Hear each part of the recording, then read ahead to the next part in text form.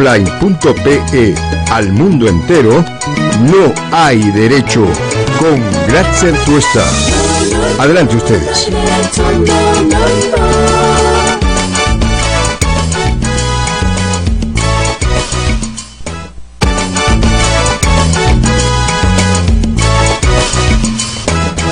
¿Qué tal, amigos y amigas? Muy buenos días a todos y todas ustedes. Muchas gracias, como siempre, por acompañarnos. Son las 7:02 de la mañana. Hoy es jueves 15 de febrero del año 2018. Antes de comenzar con los habituales saludos y para presentarles lo que vamos a tener el día de hoy, quiero contarles que ha habido un problema y en este momento no estamos transmitiendo por el 104.7 de la FM. Ha habido un inconveniente, un problema técnico que ya los ingenieros están trabajando para ver si en el transcurso del programa podemos recuperar la señal. Muchas gracias a las personas que nos han escrito y nos han llamado preocupándose por esto, pero con transparencia quiero decirles que eso ha pasado, no tiene que ver con absolutamente ningún otro asunto, porque lo primero que hacen nuestros oyentes cuando esto pasa es creer que nos han sacado del aire. No, lo que ha pasado es que hay un problema técnico que se va a resolver y ya está en buenas manos. Pero digamos, como también tenemos una cantidad importante de personas que nos siguen a través de internet y a través de la página web de IDL Radio y de RBC Online, vamos a transmitir y seguramente en el momento en el que ya tengamos la señal al aire, pues podrán ustedes seguirnos también a través del 104.7 de la FM. Hoy día es jueves y como todos los jueves ustedes saben que Ernesto Grajara viene para conducir conmigo el programa. Ernesto, ¿cómo estás? Muy buenos días. Muy buenos días, Glatzer, acá. Bueno, como siempre, varios temas. Ayer la presidenta del Consejo de Ministros ha salido a una entrevista y, digamos, ha hecho su particular manera de entender el momento político del gobierno. Ha dicho que la pretensión o el pedido de vacancia que está siendo impulsada por dos grupos de izquierda en el Congreso de la República responde a un plan para dar un golpe de Estado y ha acusado al extremismo de estar detrás de eso. Vamos a hablar en detalle, pero creo y debí comenzar tal vez con lo que me parece que es el tema más importante del día de hoy, Ernesto, y se ha producido en un centro, digamos, de donde van los jóvenes infractores después de haberse identificado su participación concreta en algunos casos, y como no tienen la mayoría de edad no pueden ir a un centro penitenciario, es un centro de rehabilitación. Ayer esto ha pasado en Trujillo y en un motín que ha sido, según las informaciones que hemos podido conocer, muy violento. Han muerto 5 personas que han sido calcinadas, quemadas, y esto es un asunto muy muy grave y creo no hay que ponerlo en un lugar digamos en la 5ª o 10ª página de los diarios. Es central que un país como el nuestro, que se precia de ser un país democrático, que quiere estar en la lista corta de los países más importantes del mundo, pasen estas cosas y de esta manera en un centro con esas características. Y otra vez esto nos pone sobre la mesa, Ernesto, las precarias y terribles condiciones en las que están recluidos estos chicos y también el poco interés que hay en general de la sociedad por hacerse cargo de este que es uno de sus problemas. Y alguien decía que las sociedades se miden o se aprecian de acuerdo a cómo tratan a las personas que están privadas de su libertad, y si ese fuera el indicador principal para decir cómo estamos en el Perú, diríamos que la situación es muy precaria y muy difícil. Eso tiene que, por cierto, investigarse. El presidente del Poder Judicial encargado, César San Martín, ayer ha salido a dar cuenta de esto, hecho que van a investigar, pero me parece que es insuficiente en términos de la gravedad de los hechos que se han producido, y nosotros vamos a tratar de seguir indagando, por supuesto, para que se pueda llegar a determinar quiénes fueron responsables, por qué pasó y digamos todo lo que hemos podido apreciar alrededor de este caso, ¿no? Mucha precariedad y condiciones, la verdad, bien deplorables.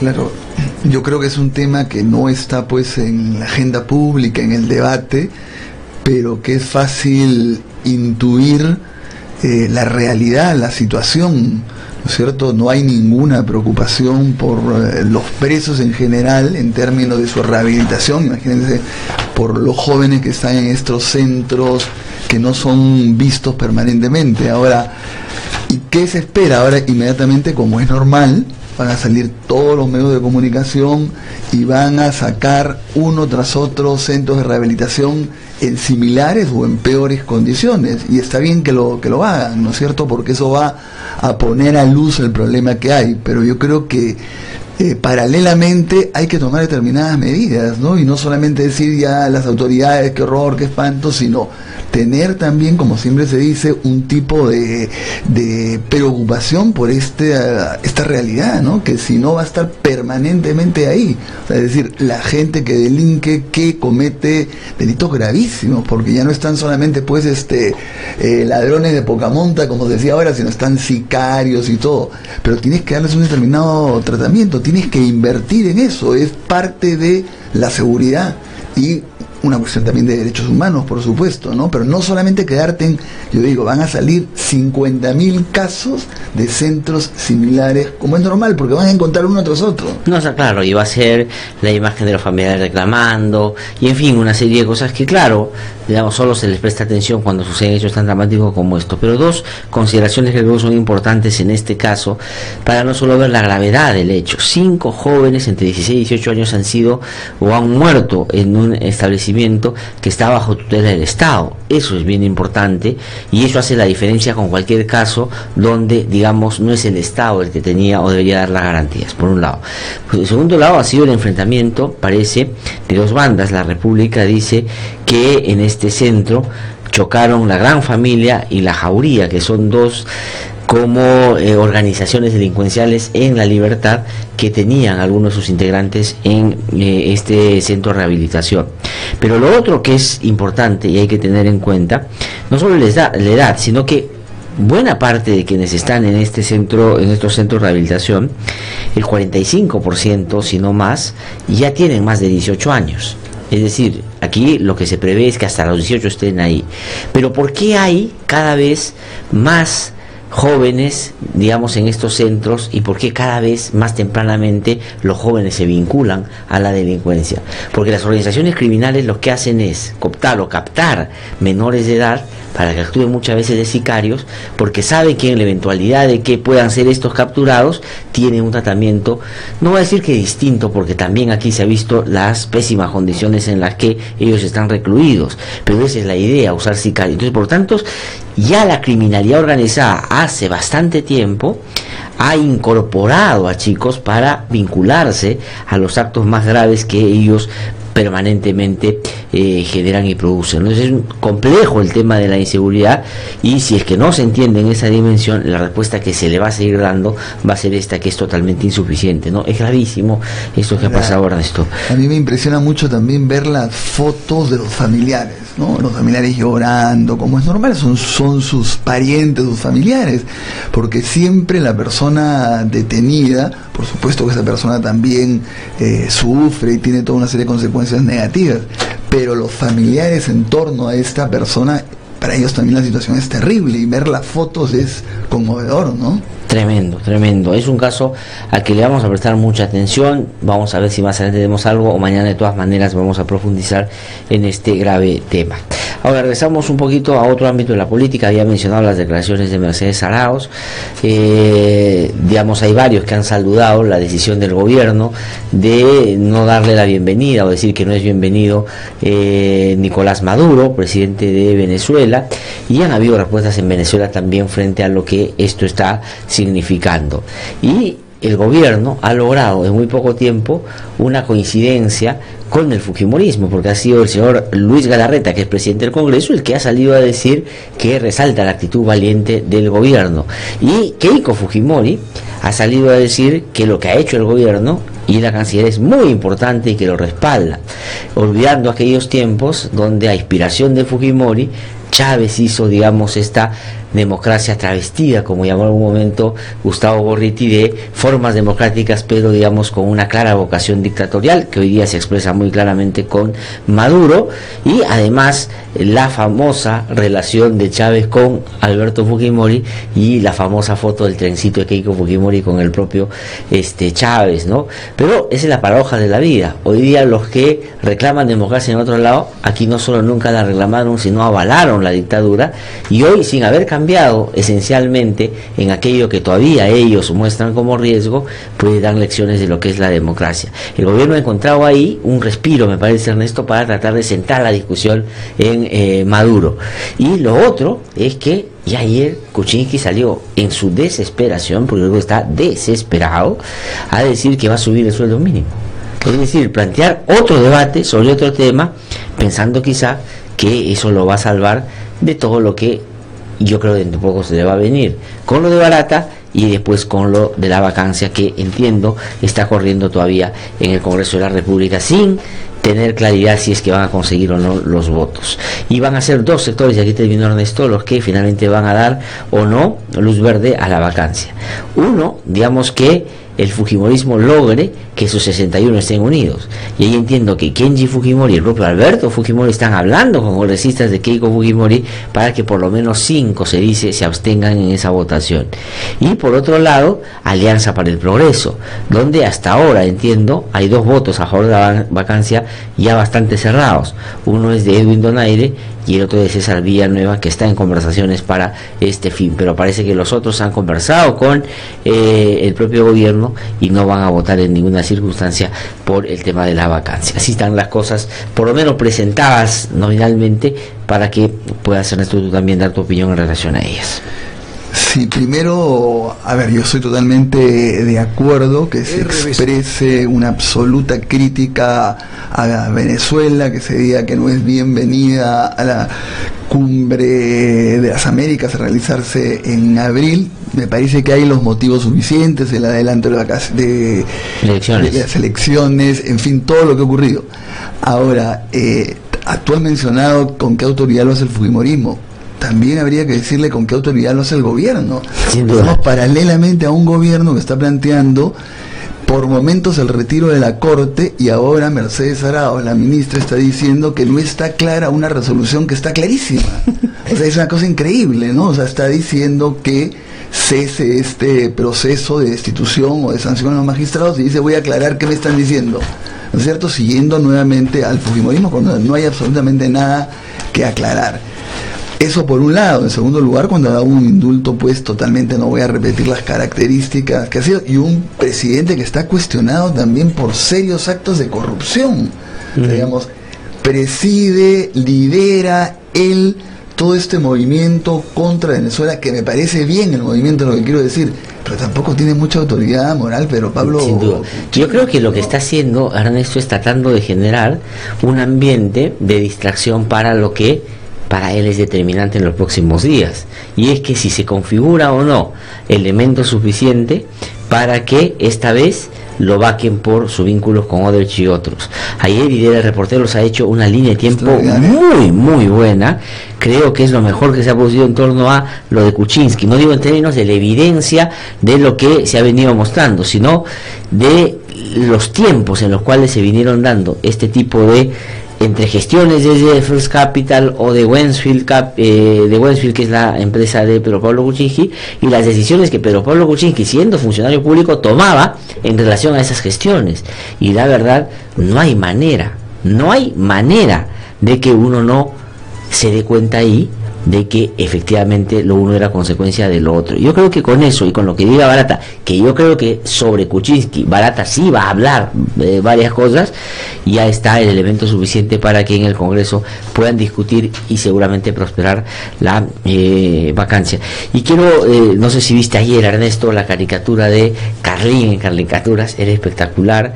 Viene el presidente de la Corte Interamericana y le pone a Galarreta, que está sentado en su escritorio, le pone el fallo de el caso del Frontón, y le dice tiene que archivar la denuncia contra los magistrados del TC, y Galarreta le dice, ¿qué cosa? No entiendo. ¿Qué me ha querido decir? Aclárame, por favor. Cuando era clarísimo que le dice que archive. Y hoy día, y quiero decirlo porque Carlín también, en su columna política, hoy día pone una caricatura que es espectacular, ¿eh? Y esto lo voy a decir porque aquí estuvo, sí, ahí estamos mostrándolo en el Facebook, lo vamos a mostrar ahorita. El otro día estuvo acá Víctor Andrés García Belaúnde. Yo le decía, congresista Víctor García Belaúnde, ¿y a usted le importa, no le importa que le digan que usted está haciendo funcionar al fujimorismo en una lógica que ellos tienen de arrebatar, por supuesto, lo básico del sistema democrático? Me dijo, no me importa que me digan lo que sé, yo estoy claro y yo hago lo que pienso, y si coincido con ellos, bien, y si no le gusta a la gente, bueno, pero entonces como no le gusta, le voy a decir que él está haciendo el juego a un sector del fujimorismo que la verdad es bien impresentable. Pero ¿qué cosa es lo que dice Carlín hoy día en su caricatura, Ernesto? Está Víctor Andrés García Belaúnde, como siempre, alegando, ¿no? Alegoso, hablando de los temas, y dice, no le hagamos caso a esa corte mediocre y politizada, dice Víctor Andrés García Belaúnde, ya lo tenemos en el Facebook. Y arriba, desde el cielo, donde se encuentran dos ilustres accionpopulistas, se preguntan y dicen, Valentín Paniagua le dice a Fernando Belaúnde Terry, le dice, ¿qué le pasa a este chico? Y yo repuse a magistrados del TC, dice Paniagua, y acatando a la corte. Y Belaúnde dice, yo firmé la Convención Interamericana de Derechos Humanos. O sea, es decir, ¿a quién está respondiendo Víctor Andrés García Belaúnde? Y Dan Eduardo es espectacular, que también está en la República. La verdad que la República ahí se ha doblado, porque tiene a dos de los exponentes más importantes del humor político reunidos para beneplácito de quienes seguimos la República todos los días. Está un encuestador, una persona que está tomando nota, y está preguntándole al señor Vizcarra, a Martín Vizcarra. Dice, señor Vizcarra, ¿usted aprueba o desaprueba la gestión de PPK? Dice, ok, entonces pongo, no sabe, no opina.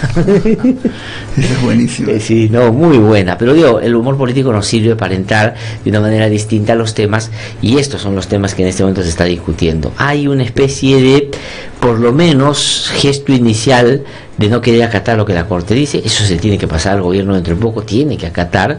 Y lo de Martín Vizcarra, yo decía, en esa presentación que hicieron hace un par de días en Ancón, la verdad era bien penoso. Si es que el gobierno quiso dar la sensación de unidad, de fortaleza, de que es un gobierno vigoroso, lo que daba era pena, y veía a un presidente totalmente desesperado, ¿no?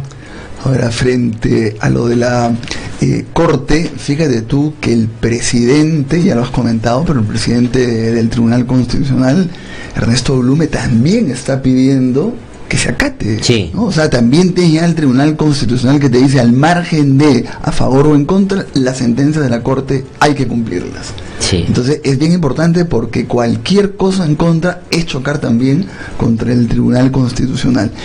Y lo otro que decías tú sobre la ministra Mercedes Arauz, ¿no? Yo, para mí, es como un personaje que miro y digo, lo que dice, yo sé que es lo contrario, no está en agenda el indulto, estaba en agenda el indulto. Si es que se derogan los decretos legislativos que tienen que ver con Bagua, se cae el TLC de Estados Unidos y provocó toda una masacre, todo. Se derogaron los decretos, no pasó absolutamente nada. Pero la última, cuando dice, hay excelentes relaciones entre el presidente, Vizcarra y yo, está clarísimo que ahí hay una tensión fuerte. Clarísimo. Que ella lo tiene que decir, y lo dice de esa manera, porque tú sabes que es mentira. Sí. Es mentira. O sea, ahí por ahí. No, ayer fue, ¿cuándo fue, Carlitos, que salió Vizcarra? Ayer, antes de ayer, ¿no? Antes de ayer. Y era evidente que lo habían forzado a Vizcarra que aparezca ahí, ¿no es cierto? O sea, me parece que eso está clarísimo, ¿no? Yo ponía el ejemplo ayer y mucha gente se reía y lo comentaba, eso que cuando era uno chiquito te bajaban, te llamaban para saludar a todos los tíos, todos los amigos de tu papá, y te hacían hacer gracias solo porque, y uno lo hacía a veces molesto porque no querías hacerlo, ¿no? Ahí estaba Vizcarra en esa condición. Pero bueno, hay otros temas también, lo del sueldo mínimo, ¿no? O sea, digamos, que hay que discutir eso y otras cosas en materia laboral, por supuesto, pero hacerlo ahora. Ayer justo conversaba con una persona muy cercana al gobierno y me decía que los asesores le han dicho, suéltate ese globo para que la gente vaya detrás y nos airemos un poco. La verdad que es una expresión clarísima de que el presidente no está yendo al fondo del cuestionamiento sobre su gobierno, está tratando de inventarse una realidad que dentro de poco, digamos, muy fácilmente alguien va a venir, pum, con un alfiler y va a reventar ese globo, y el presidente va a estar en peor situación que en diciembre. Y eso de acusar a la extrema izquierda de que está detrás de esto porque quiere dar un golpe de Estado, es no solo, digamos, no es verdad, sino es bastante atrevido, ¿no?, en términos de lanzar una afirmación de esa naturaleza. Emanuel Carrito, yo no sé si tenemos el audio de esos izquierdosos extremistas que apoyaron a PPK cuando ganó la presidencia, ¿no es cierto? Un día creo que Verónica Mendoza salió a pedir los votos para que Pedro Pablo Kuczynski ganara la elección. Sería bueno hacerle recordar a los PPCausas cómo fue la historia que ellos parece ahora no quieren reconocer, ¿no? Ahora, mientras buscan, ojalá que no encuentren. Mientras que lo buscan, claro, es increíble, ¿no? Porque cómo no están defendiendo, no se están diciendo todo lo que está diciendo es falso, no hay ningún delito, ni siquiera no hay un conflicto de intereses por eso están buscando pruebas, están buscando explicaciones, para nada. ¿No es cierto? No hay una sola palabra sobre eso. Lo que se está haciendo es tratar de responsabilizar a la extrema izquierda, que vas a ver, como tú has dicho, que por la izquierda en parte ganó las elecciones. Están agarrando. Y para la solución también esto del sueldo mínimo es increíble, ¿no es cierto? O sea, por dos cosas, ¿no? Yo creo que todo el tiempo están acostumbrados como que esto se resuelve tirando un poco de plata. Sí. Primero fueron las reparaciones para las víctimas. Ya, mira, vamos a hacer un convenio. Lo que es vergonzoso, ¿no? Como diciendo a las víctimas, le damos plata para que se callen, ¿no? No callen, sacar, distribuir las monedas, callen. Y ahora también, miren, el país, todo esto por lo menos nos van a apoyar, porque le subimos su sueldo mínimo. O sea, digamos, la gente es pesetera, la gente que es sus platitas ya y se van a callar. Claro, terrible, antes además no se podía el sueldo mínimo porque generaba déficit, porque era imposible, porque solamente beneficiaba a un grupo minoritario. Ahora eso quedó en nada y sí se puede incrementar el sueldo sin importar las consecuencias. Entonces hay una utilización permanentemente involucrada del secretario general de la OEA, por un lado PPK y por otro lado el secretario general de la OEA, para decir que el indulto ha sido absolutamente regular y que implica liderazgo. Todo expresa un gobierno a la deriva y realmente con hechos muy criticables, ¿no? Totalmente. O sea, decir, no hay peor consejero que la desesperación, sobre todo cuando eres presidente de la República. Y eso es lo que está haciendo él. Yo creo que hoy día PPK va a hacer todo lo que esté a su alcance para quedarse como sea. Y para librarse de lo que él sabe, va a ser una persecución judicial y política el día que deje la presidencia. O sea, él está pensando en el día siguiente. Dice, si como presidente me arrinconan así, si dejo de serlo, voy a ir preso al día siguiente. Ese es un poco su razonamiento. Y se quiere empernar. Me dice Carlito Yancul que ya tenemos el audio, pero también que ya hemos retomado la señal en RBC.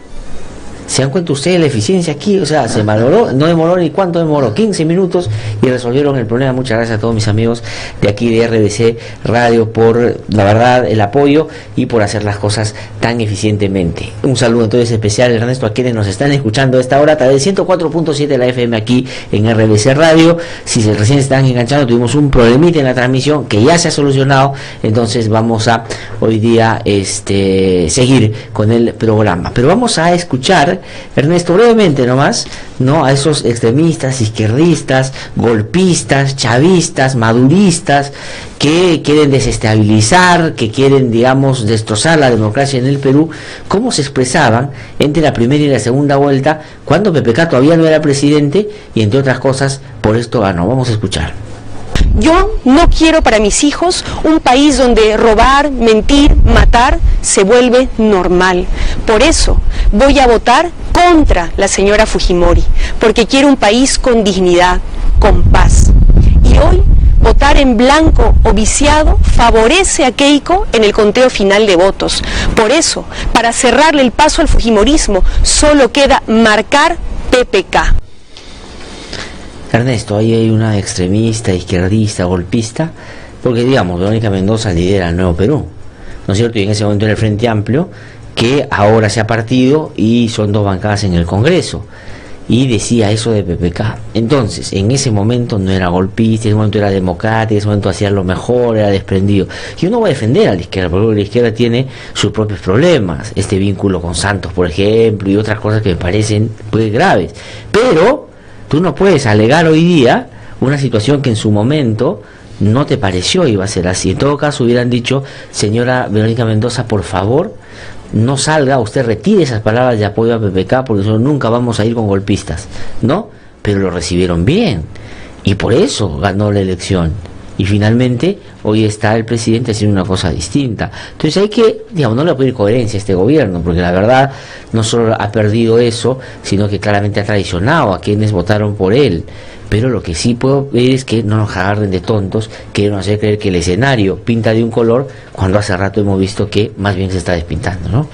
Claro, y solamente la imagen, para mí el contraste y la contradicción es inmediatamente ver a PPK inaugurando obras con Kenji, ¿no es cierto? Y además diciendo, esto no tiene nada que ver con la vacancia, que Kenji 9 congresistas hayan votado, y a la vez están inaugurando obras. Esa imagen para mí es impresionante, ¿no? Sí, pues, o sea, digamos, ha terminado Pedro Pablo Kuczynski usando las mismas o peores prácticas de aquellos políticos que lo que menos le importa es lo que le pase al país, a la institucionalidad, y que solo quieren salvar su propia vigencia o su permanencia, en este caso en la presidencia de la República. Ahora, Martín Vizcarra será mejor o podría ser, yo no voy a exaltar y resaltar las virtudes de alguien que conozco poco, pero lo que sí quiero decir, y estoy totalmente convencido, que Martín Vizcarra, que en diciembre dijo, si a PPK lo vacan, me voy con él, y eso lo dijo Mercedes Arauz también, o PPK dijo por ellos, que ellos estaban pensando eso, ahora lo ha repensado, y digamos, si es que PPK se va, Martincito ya está aquí de vuelta, ¿no? Además es vecino de la radio, Ernesto, aquí al frente en la... Claro, al comienzo en realidad yo creo que ambos, digamos, inmediatamente se ofrecieron a sustituir a Acuérdate ese tuit que mandó Vizcarra, dijo hay que continuar y hay que hacer un gobierno de todas las sangres, creo. Sí. Y Mercedes Arauz algo por ahí también, en el sentido, no es que dijeran de ninguna manera, pero después ya como estrategia se dijo que no iban de ninguna manera a quedarse, y yo creo que si hubiese procedido a la vacancia, en ese momento se hubiese evaluado.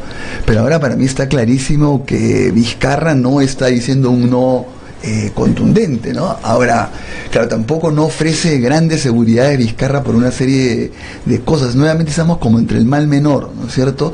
Ahora, a mí yo preferiría la renuncia de PPK, yo siempre lo digo. Sí, yo también lamentablemente no veo ninguna vocación de renuncia de parte de PPK, más que todo el tema de la vacancia, pese a que es traumático indudablemente cambiar de presidente a menos de la mitad del periodo, pero ha hecho méritos, digamos, ha hecho sus méritos. Sí. Hoy día Andrés Ederi, con quien conversamos el otro día, y sé que, bueno, ahora son 7 horas más en España, ¿no es cierto? Sí, son como las 2, a veces nos sigue en el programa, una caricatura también espectacular.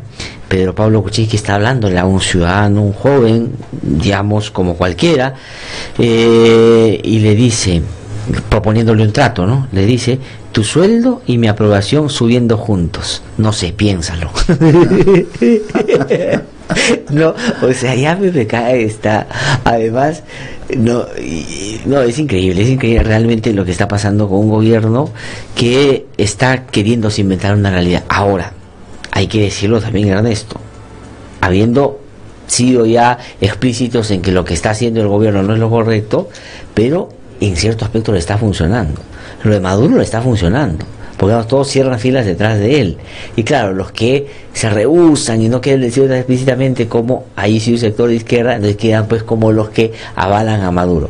Y lo segundo, creo que ha lanzado este tema del sueldo mínimo, y está haciendo lo otro que tú dices, mostrando o dando señales a los que todavía están con Keiko de que las obras para ellos están del lado de PPK y no del lado de Keiko, y por eso muestra a los seguidores o la gente que está alrededor de Kenji Fujimori, ¿no? Ahora, también es pues terrible, Glatzer, y patético que nosotros, que hemos dicho, bueno, PPK pues no son nuestras ideas, no estamos con una serie de planteamientos, pero consideramos que de alguna manera es el mal menor y le deseamos que haga todo su gobierno lo mejor que pueda, y de repente estar en esta sensación de diciendo debe ser vacado o debe renunciar, o sea, es increíble. Y eso nos pasó también con Humala, y el país debe sentir la misma sensación de permanentemente ser decepcionado. De frustración, ¿no? Frustración, ¿no? Tremenda, ¿no? Es una vergüenza, y digamos que de alguna manera, y esto en algún momento lo hemos hecho explícito, ya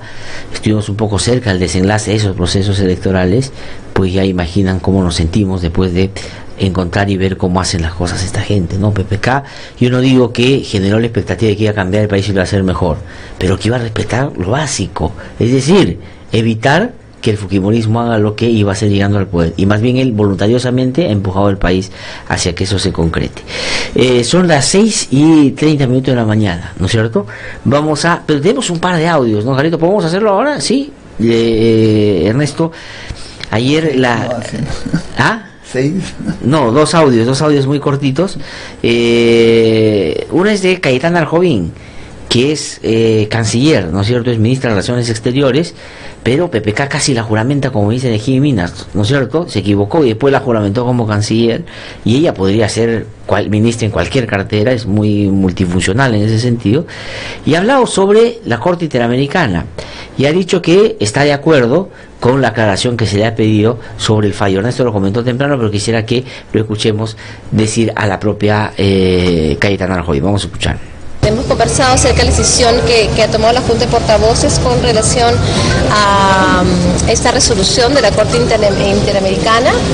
Hemos conversado acerca de que es necesario enviar una aclaración, una solicitud de aclaración, ya que la resolución es oscura y requiere ser, ¿no es cierto?, aclarada, y los argumentos que tiene el Congreso al respecto. Bueno, ahí está Cayetana Arjovín haciendo suyo el pedido del Congreso de la República después de haberse reunido con su presidente, el señor Luis Galarreta. Pero por otro lado, digamos, si es que usted no está del todo convencido de que hay que acatar, no digo no acatar, sino acatar, escuche usted los argumentos para no acatar que hace la señora Karina Beteta, que es congresista, porque ella se pone, digamos, a dar luces sobre cómo debería cambiar el sistema interamericano y la Corte Interamericana para que no funcione tan groseramente como lo ha hecho ahora, desde su punto de vista, por supuesto. Vamos a escuchar a la ilustre jurista Beteta, congresista de la República de Fuerza Popular. Vamos a escuchar. Los Estados miembros de la OEA deben generar una reunión a fin de aprobar una reestructuración de la Comisión y Corte Interamericana de Derechos Humanos, que lamentablemente tiene una tendencia ideológica y no imparcial. La muestra que ha emitido esta resolución, los que son partes de la Corte Interamericana de Derechos Humanos, no estarían actuando respetando las normas internacionales y menos respetando la Constitución. Lo que nos corresponde a nosotros como peruanos es hacer respetar la Constitución. Bueno, esa es la congresista Beteta. No voy a cuestionar el lenguaje, voy a tratar de sentarme en el argumento, que trato de entender qué cosa ha querido decir. La señora Beteta lo que dice es que la Corte está ideologizada y hay que cambiar una reestructuración. Me hace recordar, Ernesto, el año 2014 y 15, en comillas, proceso de reestructuración que planteaban todos los países del ALBA a la Corte y a la Comisión, y lo que querían en realidad es desaparecer la Comisión, igualito, exactamente con el mismo argumento. Lo que hay que decir, esa Comisión, por ejemplo, Interamericana, que dice no actúa bien, ha elegido el año pasado 4 nuevos miembros de 7, o sea, la mayoría. Ernesto, ¿y sabes quiénes, o con votos de quiénes esos 4 han salido elegidos? Con votos del Perú y en el gobierno de Kuczynski. O sea, ¿dónde sacan que son ideologizados si el gobierno votó por esos 4? Y hay de alto nivel, yo he visto y conozco a algunos de ellos que son realmente personas muy, muy solventes. Pero ese es el nivel de argumentación más alto al que puede llegar el fujimorismo en su apreciación sobre lo que ha pasado en la Corte Interamericana. Entonces, son las 7:35, Ernesto. No, rápidamente, sí, por favor, dos aspectos sobre eso, ¿no? Uno primero es esto de hablar de una ideología, de un sesgo, no toma en cuenta que los miembros de la Comisión Interamericana y de la Corte son elegidos por el conjunto de estados de la OEA, en gran parte por los que van a venir ahora a Lima. Entonces, que se elige a miembros que están totalmente ideologizados o con un sesgo, habría que tomarlo en cuenta. Entonces, ¿cómo apela a la OEA si ellos han elegido a los miembros de la Comisión y de la Corte?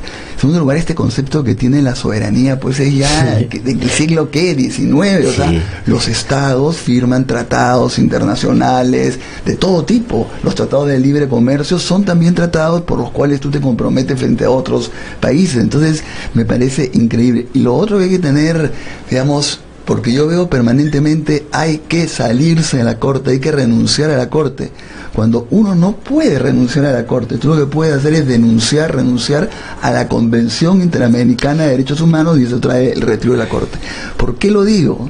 Porque Fujimori intentó salirse en el año 99. De la competencia contenciosa de la Corte, y como no se podía, la Corte le dijo, ni siquiera no se puede, improcedente, o sea, ni siquiera entró a evaluar. Exactamente. Entonces, que no se repita pues lo mismo, lo absurdo que es. Además, el debate acá da vergüenza, ¿no? Como decía, para responder en términos coloquiales y parecidos a lo que usa la señora Beteta, como decía un congresista que ya no sé no me acuerdo cómo se llama, el colmo de la absurdidez.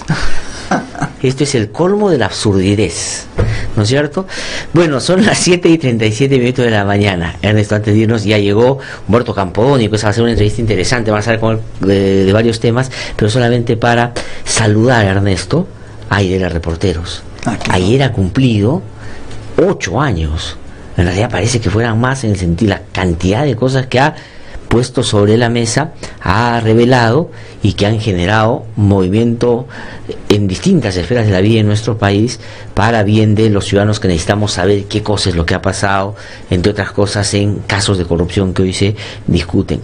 En materia de lucha anticorrupción, por ejemplo, y del seguimiento al caso Lavallato, yo diría que IDL Reporteros es que el que más largamente ha cubierto el tema y mejor, y lo ha logrado también en tanto darnos una interpretación de todo lo que esto ha podido significar, no solo aquí, sino en otros países donde Odebrecht actuó. Realmente IDL Reporteros se ha convertido en sino el referente principal en materia de investigación, al punto que en el caso de Lavallato, por ejemplo, cuando hay dudas sobre qué puede haber dicho algún personaje, dicen hay que esperar que dice los reporteros para realmente saber qué pasó. Un saludo muy especial a Gustavo Gorriti y a todo el equipo, un tremendo, a Romina, a Rosa, Hernán, a Cecilia, a todo, digamos, un equipazo, realmente un saludo muy especial, muy especial. Yo también creo que es fundamental todo lo que han hecho en periodismo de investigación, en el tema de Odebrecht y en mucho más.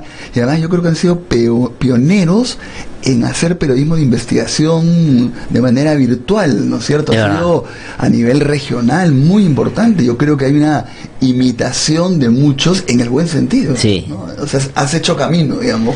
Y han creado, y le han puesto un nombre curioso, gracioso a eso, como Odebrecht tuvo su oficina de, ¿cómo se llama?, de políticas estructuradas, no sé cómo. Ellos han creado la red de periodistas estructurada, creo, en la región, y desde ahí vienen desarrollando investigaciones que han sido muy importantes en otros países también. Un gran abrazo a todos los colegas de IDL Reporteros, felicitaciones de verdad por el tremendo trabajo. Son las 7:38, vamos a una pausa, regresamos en un instante. Humberto Campodónico viene a conversar con nosotros, más adelante viene Francisco Belaunde para hacer un análisis internacional, para hablar también lo de Maduro, qué significa. Yo no entiendo muy bien qué significa, no es bienvenido, significa que no va a venir, que Kuczynski no le da la mano, que no van a dejarlo entrar a las reuniones. Eso hay que saber, ¿no? Porque en épocas de digamos, globos de ensayo, hay que saber un poco qué cosa es lo que eso puede significar. Regresamos en un instante. Para estar siempre informado de lo que sucede en lo político, en lo social. Para escuchar voces independientes y no siempre lo mismo. Para saber de lo que nadie se atreve a denunciar. www.idlradio.pe. Con análisis de verdad. www.idlradio.pe. Es la renovada página web a la que usted debe ingresar. Información, análisis y debate. www.idlradio.pe. Es una producción del Instituto de Defensa Legal.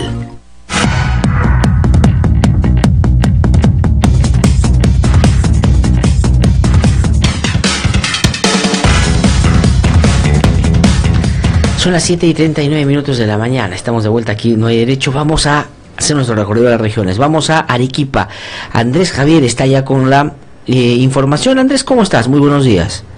Saludos amigos de IDL Radio. En la región Arequipa, en la provincia de Islay, en el Valle de Tambo, los pobladores están muy molestos porque la empresa minera Sauder ha manifestado que va a comenzar con sus operaciones porque ya la población está convencida. Ellos han visitado las escuelas, centros de salud, ferias. En todos esos lugares han repartido algunos regalos, volantes durante esta temporada. ¿Por qué no están de acuerdo los agricultores del Valle de Tambo? Toda esta protesta ha terminado en el año 2015, entre los meses de marzo y abril, con 5 personas fallecidas. Por eso es que están planteando para este viernes, se movilizarán por diferentes lugares. Todos los agricultores del Valle de Tambo se concentrarán en la Plaza San Francisco para decirle no a la mina.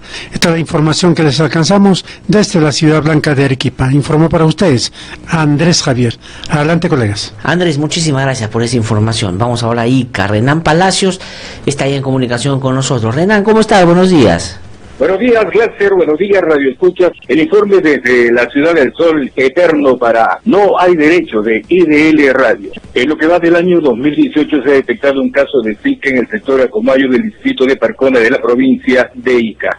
En entrevista realizada, Lourdes Ninapaita, encargada del programa de municipios saludables de la comuna iqueña, manifestó esta corresponsalía que conjuntamente con el equipo técnico de la DIDESA Ica y la red de salud intensifican las acciones iniciadas desde enero en el nivel local y distrital con el fin de fortalecer las intervenciones casa por casa, eliminación de criaderos de zancudos, motivar en la población almacenamiento seguro de agua y garantizar el acceso de los usuarios en los establecimientos de salud del primer nivel de atención en la provincia de Ica. Ninapaita refirió que el caso presentado de Zika es en una madre gestante quien corre el riesgo de que el bebé pueda nacer con una microcefalia. Ojalá no sea este el caso. Desde Ica informó Renan Palacios Uribe, IDL Radio. Muchísimas gracias, Renan, por esa información desde Ica. Vamos a terminar nuestro recorrido esta mañana yéndonos a Bancay, en la región Apurímac. José Avilio Guillén con la información. José Avilio, ¿cómo estás? Muy buenos días.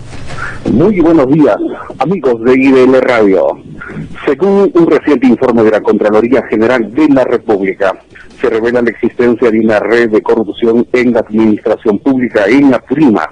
En este informe se da cuenta que, pese a estar sentenciados por delitos contra la administración pública, funcionarios continúan elaborando en cargos de confianza en diferentes municipalidades en la región, así como en otras entidades correspondientes al gobierno regional de Apurímac. Esa es la información más destacada que compartimos con ustedes. Adelante, estudios. Muchísimas gracias, José Avilio, por esa información desde la región Apurímac. Son las 7:41 de la mañana. Vamos a hacer una pausa breve y regresamos porque Puerto Campónico ya está en nuestros estudios. En los últimos 10 años han matado a 137 defensores de derechos humanos y otros 835 están siendo procesados. En el Perú no existe una ley que garantice su labor. Es responsabilidad del Estado proteger y defender a quienes nos defienden. Únete a la campaña y apoya a los defensores de derechos humanos. Búscanos en Facebook como Yo Defiendo y síguenos para enterarte de sus historias. Para estar siempre informado de lo que sucede en lo político, en lo social. Para escuchar voces independientes y no siempre lo mismo. Para saber de lo que nadie se atreve a denunciar. www.idlradio.pe Con análisis de verdad. www.idlradio.pe es la renovada página web a la que usted debe ingresar. Información, análisis y debate. www.idlradio.pe es una producción del Instituto de Defensa Legal. RBC 104.7, la otra forma de vivir.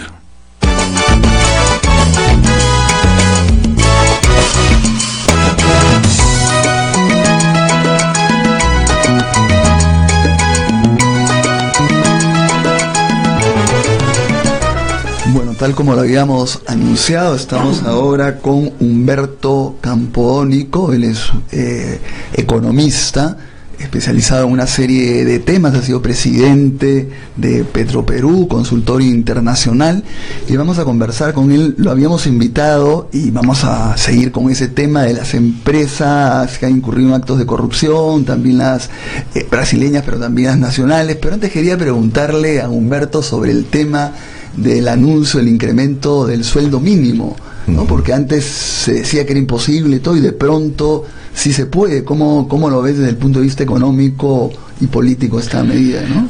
Bueno, en el Perú, que somos uno de los países en los cuales el ordenamiento de la economía desde el punto de vista ortodoxo se mantiene, a pesar de muchos años, y eso ya no está en otros países. El tema del salario mínimo siempre ha sido controversial. Si bien en 130 de los 180 países del mundo existe un ordenamiento para tener salario mínimo. Hace 2-3 años el último país en entrar fue Alemania, que no quería, y con Angela Merkel lo hicieron. Hay estudios académicos de un lado y del otro, pero la mayoría opinan que el salario mínimo constituye un piso adecuado desde el punto de vista económico y social para la remuneración de los trabajadores. Aquí en el Perú existe el Consejo Nacional de Trabajo, adscrito al Ministerio de Trabajo.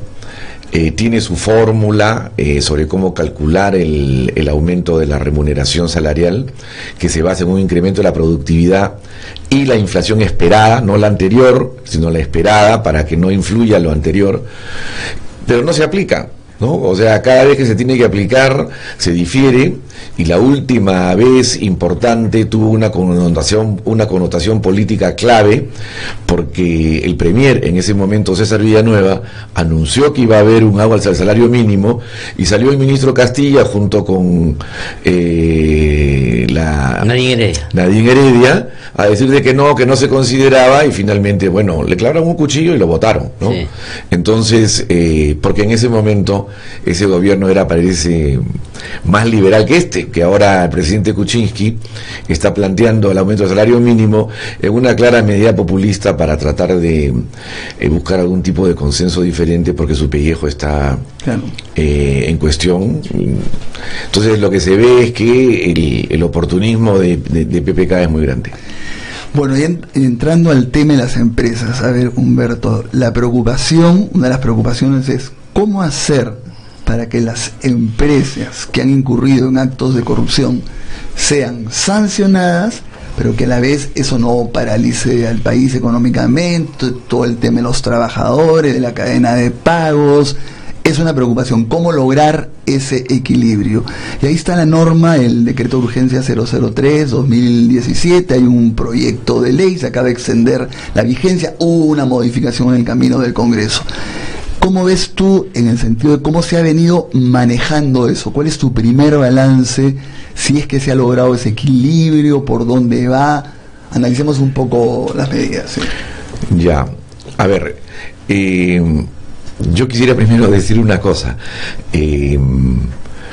Se ha judicializado tanto la política y la economía que muchos economistas hemos tenido que aprender temas legales y judiciales para poder navegar en la situación y la coyuntura actual. Tenemos que saber bien qué es un procurador, qué cosa es el Ministerio Público, qué cosas hacen los fiscales, en qué momento el juez abre el caso, si se puede apelar, si no se puede apelar, porque la economía no puedes navegar si es que no conoces esos temas, ¿no? La colaboración eficaz, muy bien. Eso hemos aprendido algo, pero es algo. Yo lo que puedo decir es, desde el punto de vista de la economía, lo que me parece.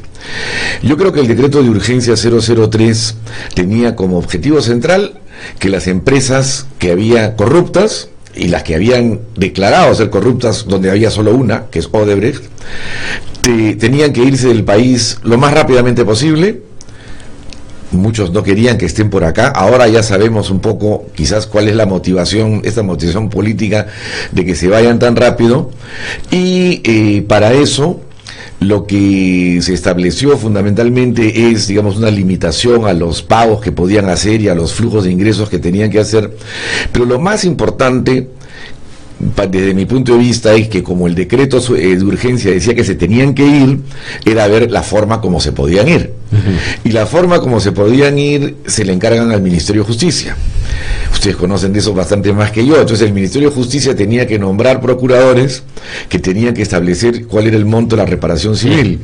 Y el Ministerio de Justicia tenía que aprobar o desaprobar cualquier venta que se pudiera hacer, ¿no? Entonces, yo lo que creo es que, a diferencia de otros países, entre ellos el Brasil, no ha habido una unificación de esta política por parte del gobierno y el Estado peruano. No la ha habido. El gobierno nombró unas procuradoras que entendieron el decreto de urgencia de una determinada manera. Algunos pueden decir que se equivocaron, otros no, pero actuaron de una manera, incluso fueron a donde el juez Concepción Carhuancho para que imponga una medida cautelar en el caso de Olmos. En el ministerio no estuvieron de acuerdo, los fiscales iban también por su lado con respecto a cómo investigaban a Odebrecht, si le daban o no colaboración eficaz.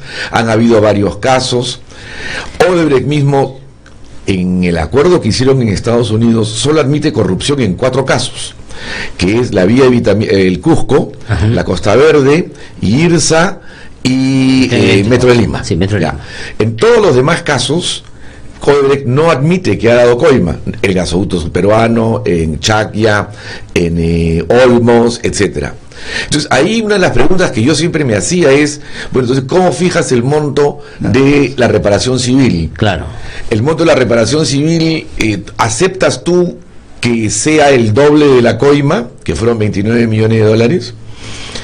Lo que han dicho últimamente los procuradores nuevos es que ese monto está establecido en Estados Unidos y en Suiza sobre la base de que son multas, porque usaron el sistema financiero suizo y norteamericano, lo que no equivale a la reparación civil.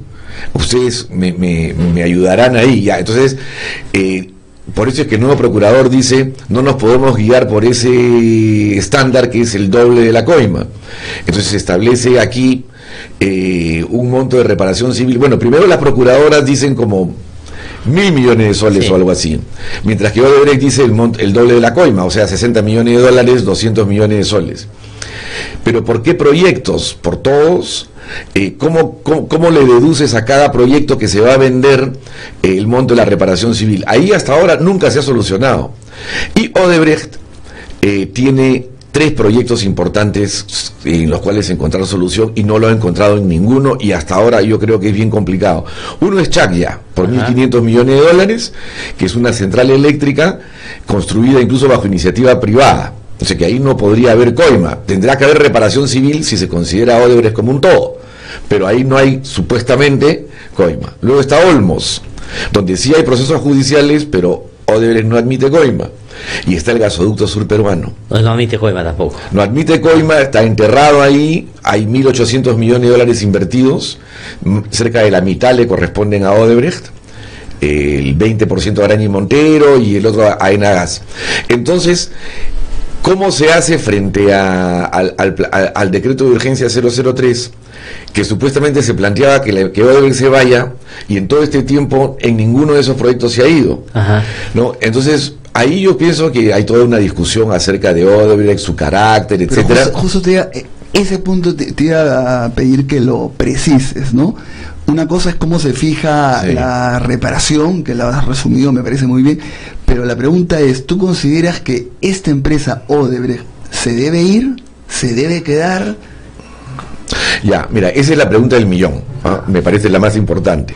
Yo estuve revisando anoche, como tú me llamaste para venir, tratar de ver qué había pasado en otros países, ¿no? Entonces entré a la memoria de Odebrecht, la última, y ellos relatan cómo en noviembre y diciembre del 2016 esto estalla en Estados Unidos, y ellos logran y quieren lograr acuerdos de homologación sobre la base de la colaboración eficaz para que la empresa se quede en los países.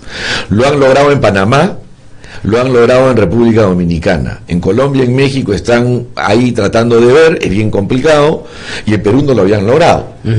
¿no? En Perú no había la colaboración eficaz en el decreto de urgencia 003, y más bien lo que había era que se vayan, ¿no?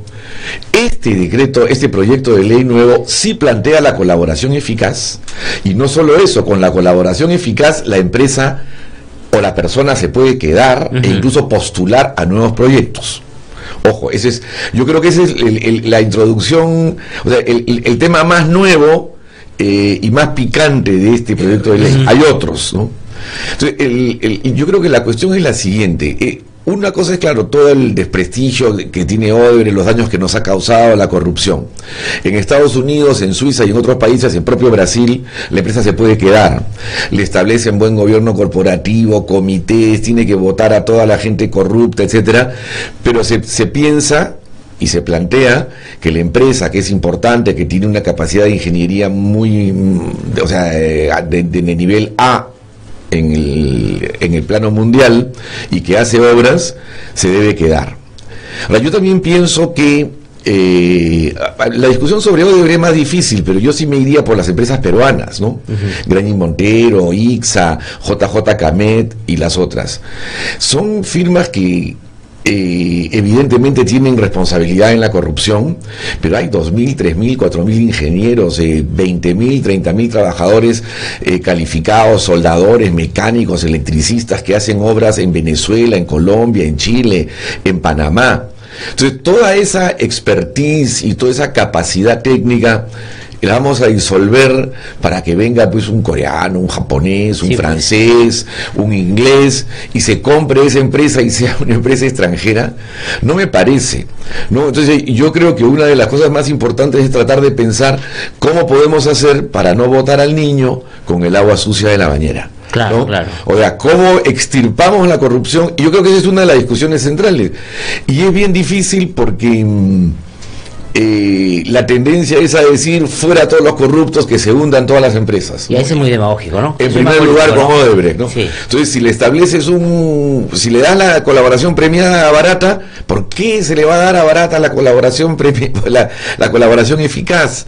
Es un corrupto, nos ha robado, tiene que ser juzgado en el Perú, ¿no? Y eso él y la empresa en su conjunto, y no se ve que con la colaboración eficaz lo que podemos hacer es conocernos como país qué ha sucedido acá, cuáles han sido los niveles de corrupción, cómo se ha hecho, quiénes son los responsables. Existe casi una cultura de la corrupción, que es el Club de la Construcción también, por ejemplo, y que lleva a discusiones que van más allá de lo estrictamente económico, ¿no? Entonces, eso es lo que tengo pensado, ¿no? Estamos conversando con Humberto Campodónico. Buenos días, Humberto. Estaba escuchando con mucha atención y quería, en la lógica de tu reflexión, preguntarte por lo que tú mencionabas. Es decir, hay una diferencia clara en la sustancia o lo que quería conseguir el 003 con lo que quiere conseguir el nuevo proyecto de ley. El primero, tú dices, era para que se vayan, ¿no es cierto? La pregunta es ¿por qué no se ha ido? No han logrado generar las condiciones para que se vaya, porque han tenido, digamos, un año para generar algunas condiciones. Eso por un lado. Y por otro lado, lo que quiero incorporar es un elemento que, como tú has dicho, no solo se puede desde el punto de vista de la economía, ni siquiera solamente desde la justicia, tiene que inevitablemente verse también desde la política. Entonces, y ahí va mi pregunta. Hay un elemento que me parece que es sustantivo, y estas señales del Ejecutivo y del Congreso están, digamos, dando muestra de que hay una tensión, y es lo que diga Barata. Yo creo que el gobierno y el fujimorismo están jugando yo ahora le propongo a Odebrecht este nuevo decreto que es más amigable con ellos para que se queden en la lógica que tienen otros países, y el fujimorismo dice no te lo apruebo ahora, sino esperar que diga Barata para ver si yo apruebo eso o ajusto o hago otra cosa que pueda beneficiar o perjudicar a Barata. Sobre esos dos temas, ¿cuál es tu lectura? Sí, yo creo que es muy importante. Bueno, sobre el primero, Odebrecht tenía Chacya como un comprador hasta ahora, Tres Gargantas de China, en la empresa, ofreciendo $1.400 millones. Hasta ahora no se concreta. Tienen Olmos, donde lo iba a comprar Suez y Brookfield, como por $500 millones, y hasta ahora no se concreta. Y en el gasoducto sur peruano, que se caducó el contrato porque no hubo cierre financiero por la corrupción de Odebrecht, había que llegar a un acuerdo en el sentido de valorizar los bienes y volverlo a licitar. Bueno, ha habido conflicto, ¿no? Y desde agosto, Odebrecht notificó al CIADI que comenzaba el trato directo con el gobierno porque no había acuerdo sobre la valorización, sobre diversos temas que podemos tocar.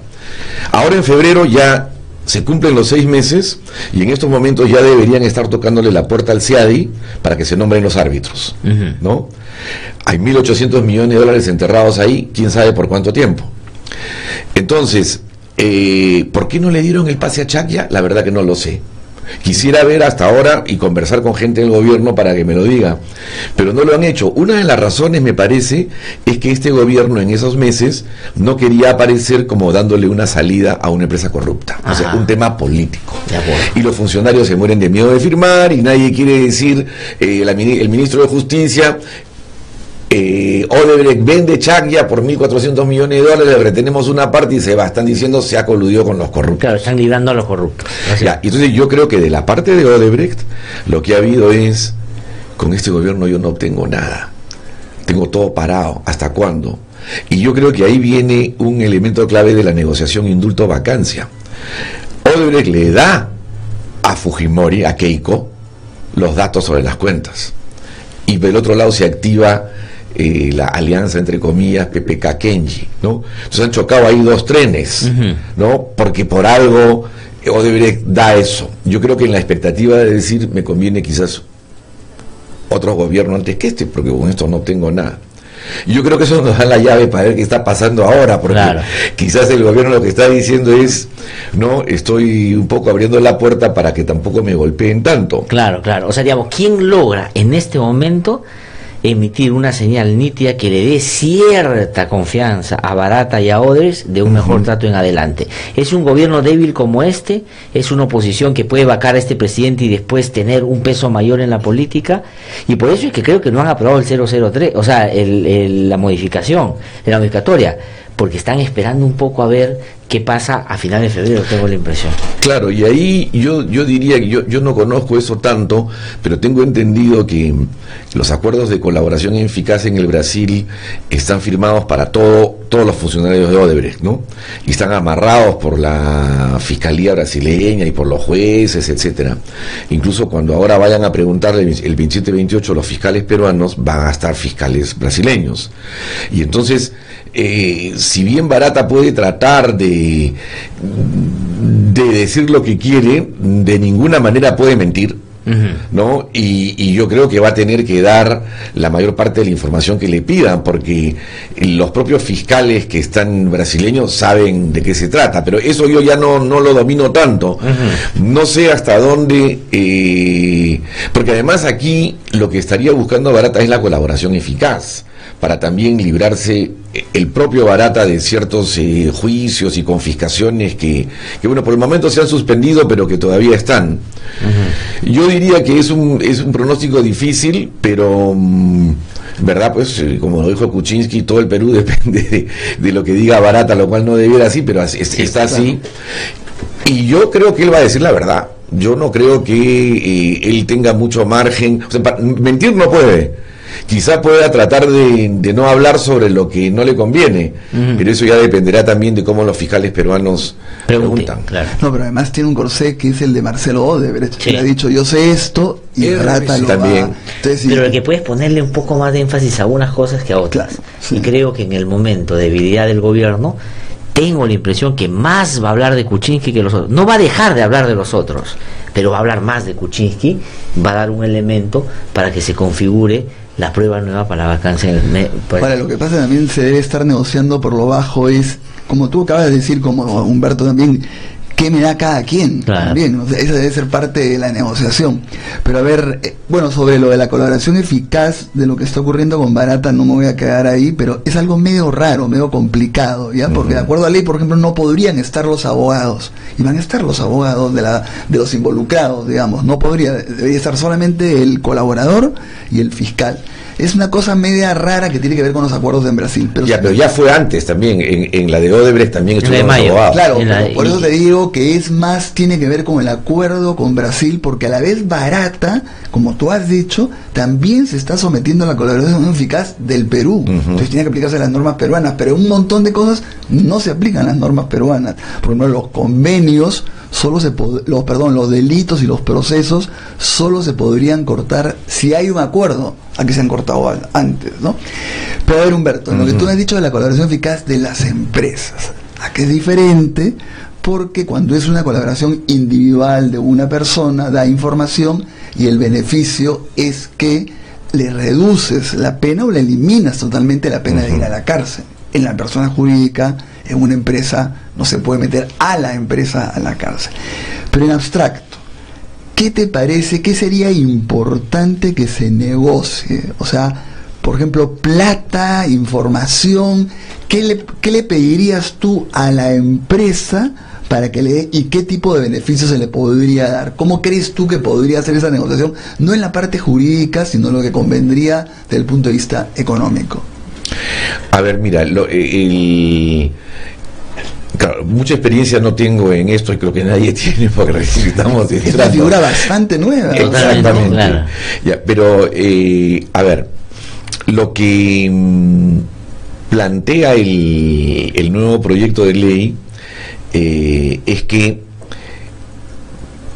el 50% o sea, si se vendiera una empresa, el 50% del producto de la venta se quede en el país como parte del fideicomiso mientras se determina la reparación civil, y el otro 50% se puede ir.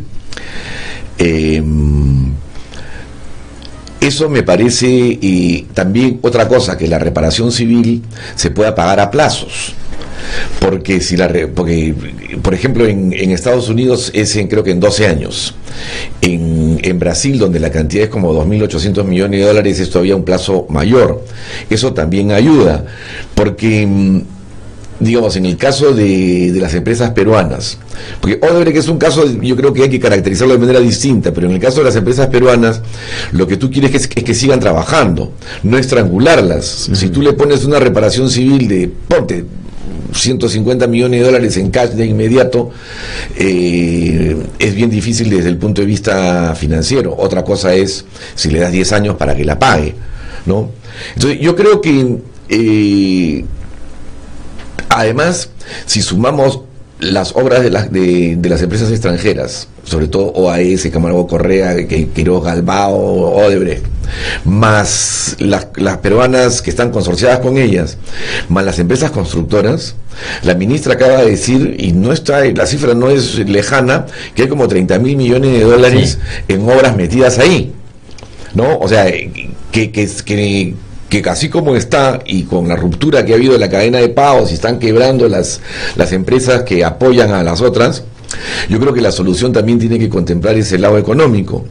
Yo iría por el lado de un buen análisis acerca de cómo mantener a esas empresas operando, castigando a los que son corruptos e introduciendo nuevas formas de organización y administración que entren a bolsa, de verificación, de un comité de inversiones, un comité de empleos, un comité de firma de contratos, una especie de auditoría independiente. No sé, estoy lanzando ideas, pero para que la gente pueda volver a tener confianza en que estas empresas no estén haciendo actos de corrupción. E igual en el Club de la Construcción, habría también que reestructurar el Ministerio de Transportes y otros. O sea, yo creo que hay una labor de reingeniería contra la corrupción, no solamente del lado de las empresas, sino del lado del Estado, ¿no? Porque se necesitan dos para bailar el tango. O sea, no, aquí no es que uno es corrupto, el otro no. Entonces yo creo que es un gran tema, quizás desde que recuperamos la democracia en el 2001 cuando dimitió Fujimori y tuvimos las elecciones.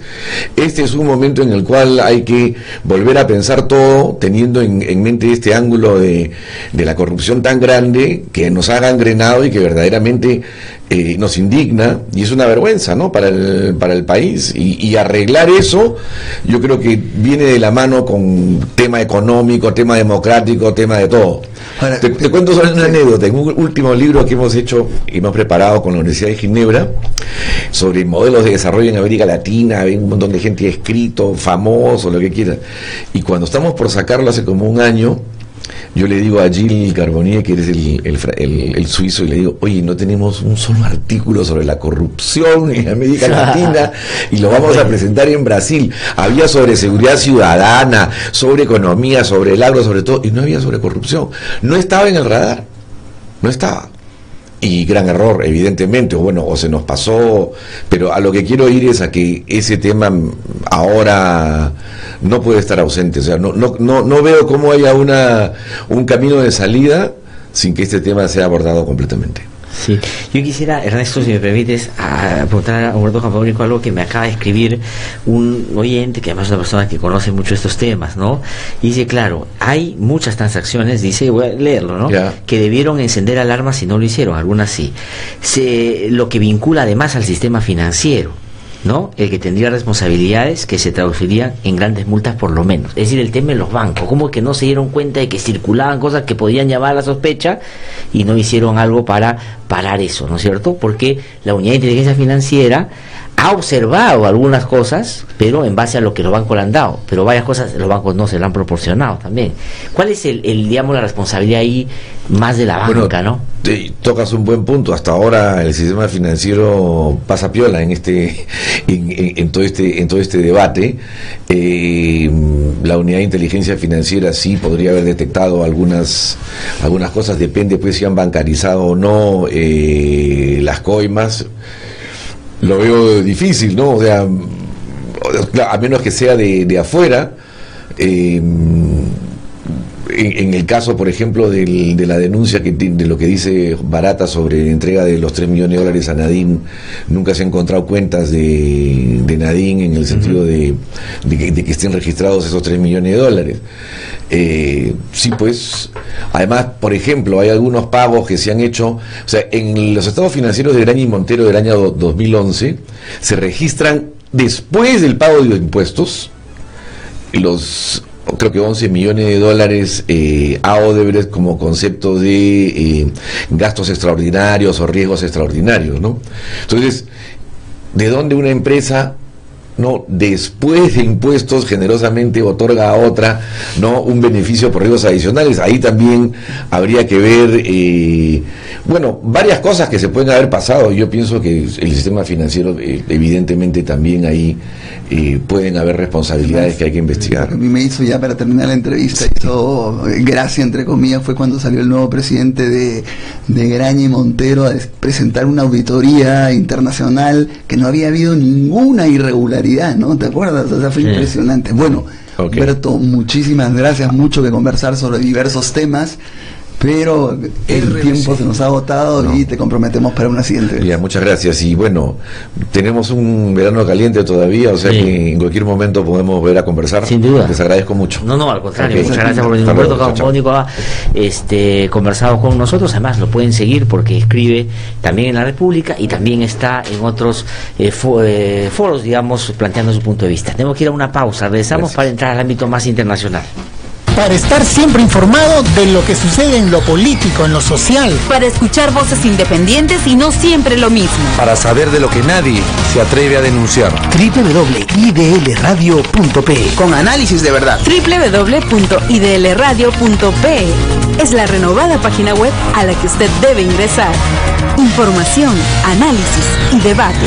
www.idlradio.pe es una producción del Instituto de Defensa Legal. Mi nombre es Huber Flores, soy de la comunidad indígena Santa Clara de Chuña. Venimos luchando hace más de 3 años para que se nos reconozca el derecho a nuestros territorios ancestrales, que la empresa de palma aceitera y los traficantes de tierra nos quieren quitar. Ya han matado a 6 campesinos y quemado mi casa, mi familia, mi comunidad y nuestros dirigentes venimos siendo amenazados. Durante la última década han matado a 137 y 835 están siendo enjuiciados por defender sus derechos. Únete a la campaña Yo Defiendo. y apoya a quienes como Uber defienden su derecho a la vida y a su tierra.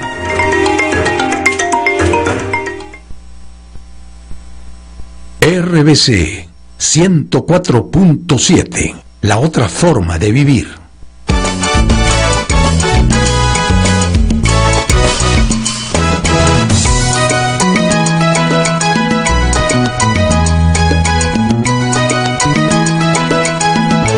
Bueno, estamos ahora con Francisco Belaúnde, él es experto en temas internacionales, también en otros vamos a conversar sobre la 8ª Cumbre de las Américas, y después también vamos a abordar un tema que ya tratamos en un programa anterior sobre estas matanzas que hay en Estados Unidos, que acaba de ocurrir en una escuela secundaria terrible de Florida, ¿no? Muy buenos días, Francisco, muchas gracias por estar acá. Buenos días con ustedes y con su público. Bueno, obviamente la primera pregunta es: ¿qué significa esto que Mercedes Arauz como ministra, Cayetana Aljovín como ministra de Relaciones Exteriores le haya dicho prácticamente no va a Maduro, en el sentido de que no va a ser bien, o sea, no es bien recibido? ¿Significa que ya le está diciendo que no venga concretamente, le está retirando la invitación, o le está diciendo si vienes vas a pasar un mal momento, para decirlo cotidianamente? No, bueno, justamente ese es el tema, ¿no? Que es una formulación ambigua, ¿no?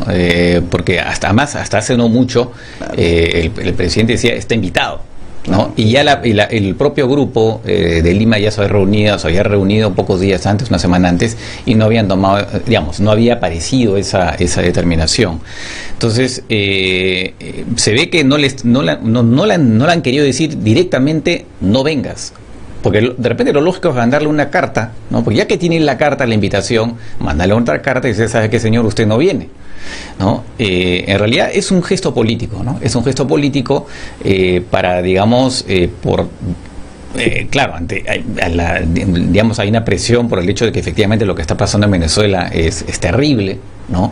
La oposición también venezolana de alguna forma por lo menos la oposición estaba esperando esto, y entonces había de alguna manera que responder políticamente. Bueno, lo inteligente de acá es que se ha hecho con el apoyo o sea, no se ha hecho de manera, no lo ha hecho en modo propio el Perú, sino con el apoyo de estos países claro, eso te iba a decir que había sido ambiguo, pero una ambigüedad compartida, ¿no? Por el resto justamente porque es ambiguo lo comparten, porque si me imagino es una carta diciéndole no vengas, varios le hubieran dicho eso no lo firmo, ¿no es cierto? Tengo la impresión, ¿no? Bueno, y además hay que tener una cuenta. El propio comunicado lo que dice es la decisión del Perú apoyada por, no es que dice hemos decidido nosotros, porque eventualmente, en todo caso, lo lógico es que si tú decides que bueno, no viene un país, bueno, en todo caso tendría que ser en todo caso, digo yo, la mayoría de los países que digamos que de la cumbre de la OEA que digan que no. Ahora, lo que pasa es que esto es una cosa, también es una reunión, la cumbre no pertenece tampoco, digamos, a la institucionalidad propiamente dicha de la OEA, es una cosa más o menos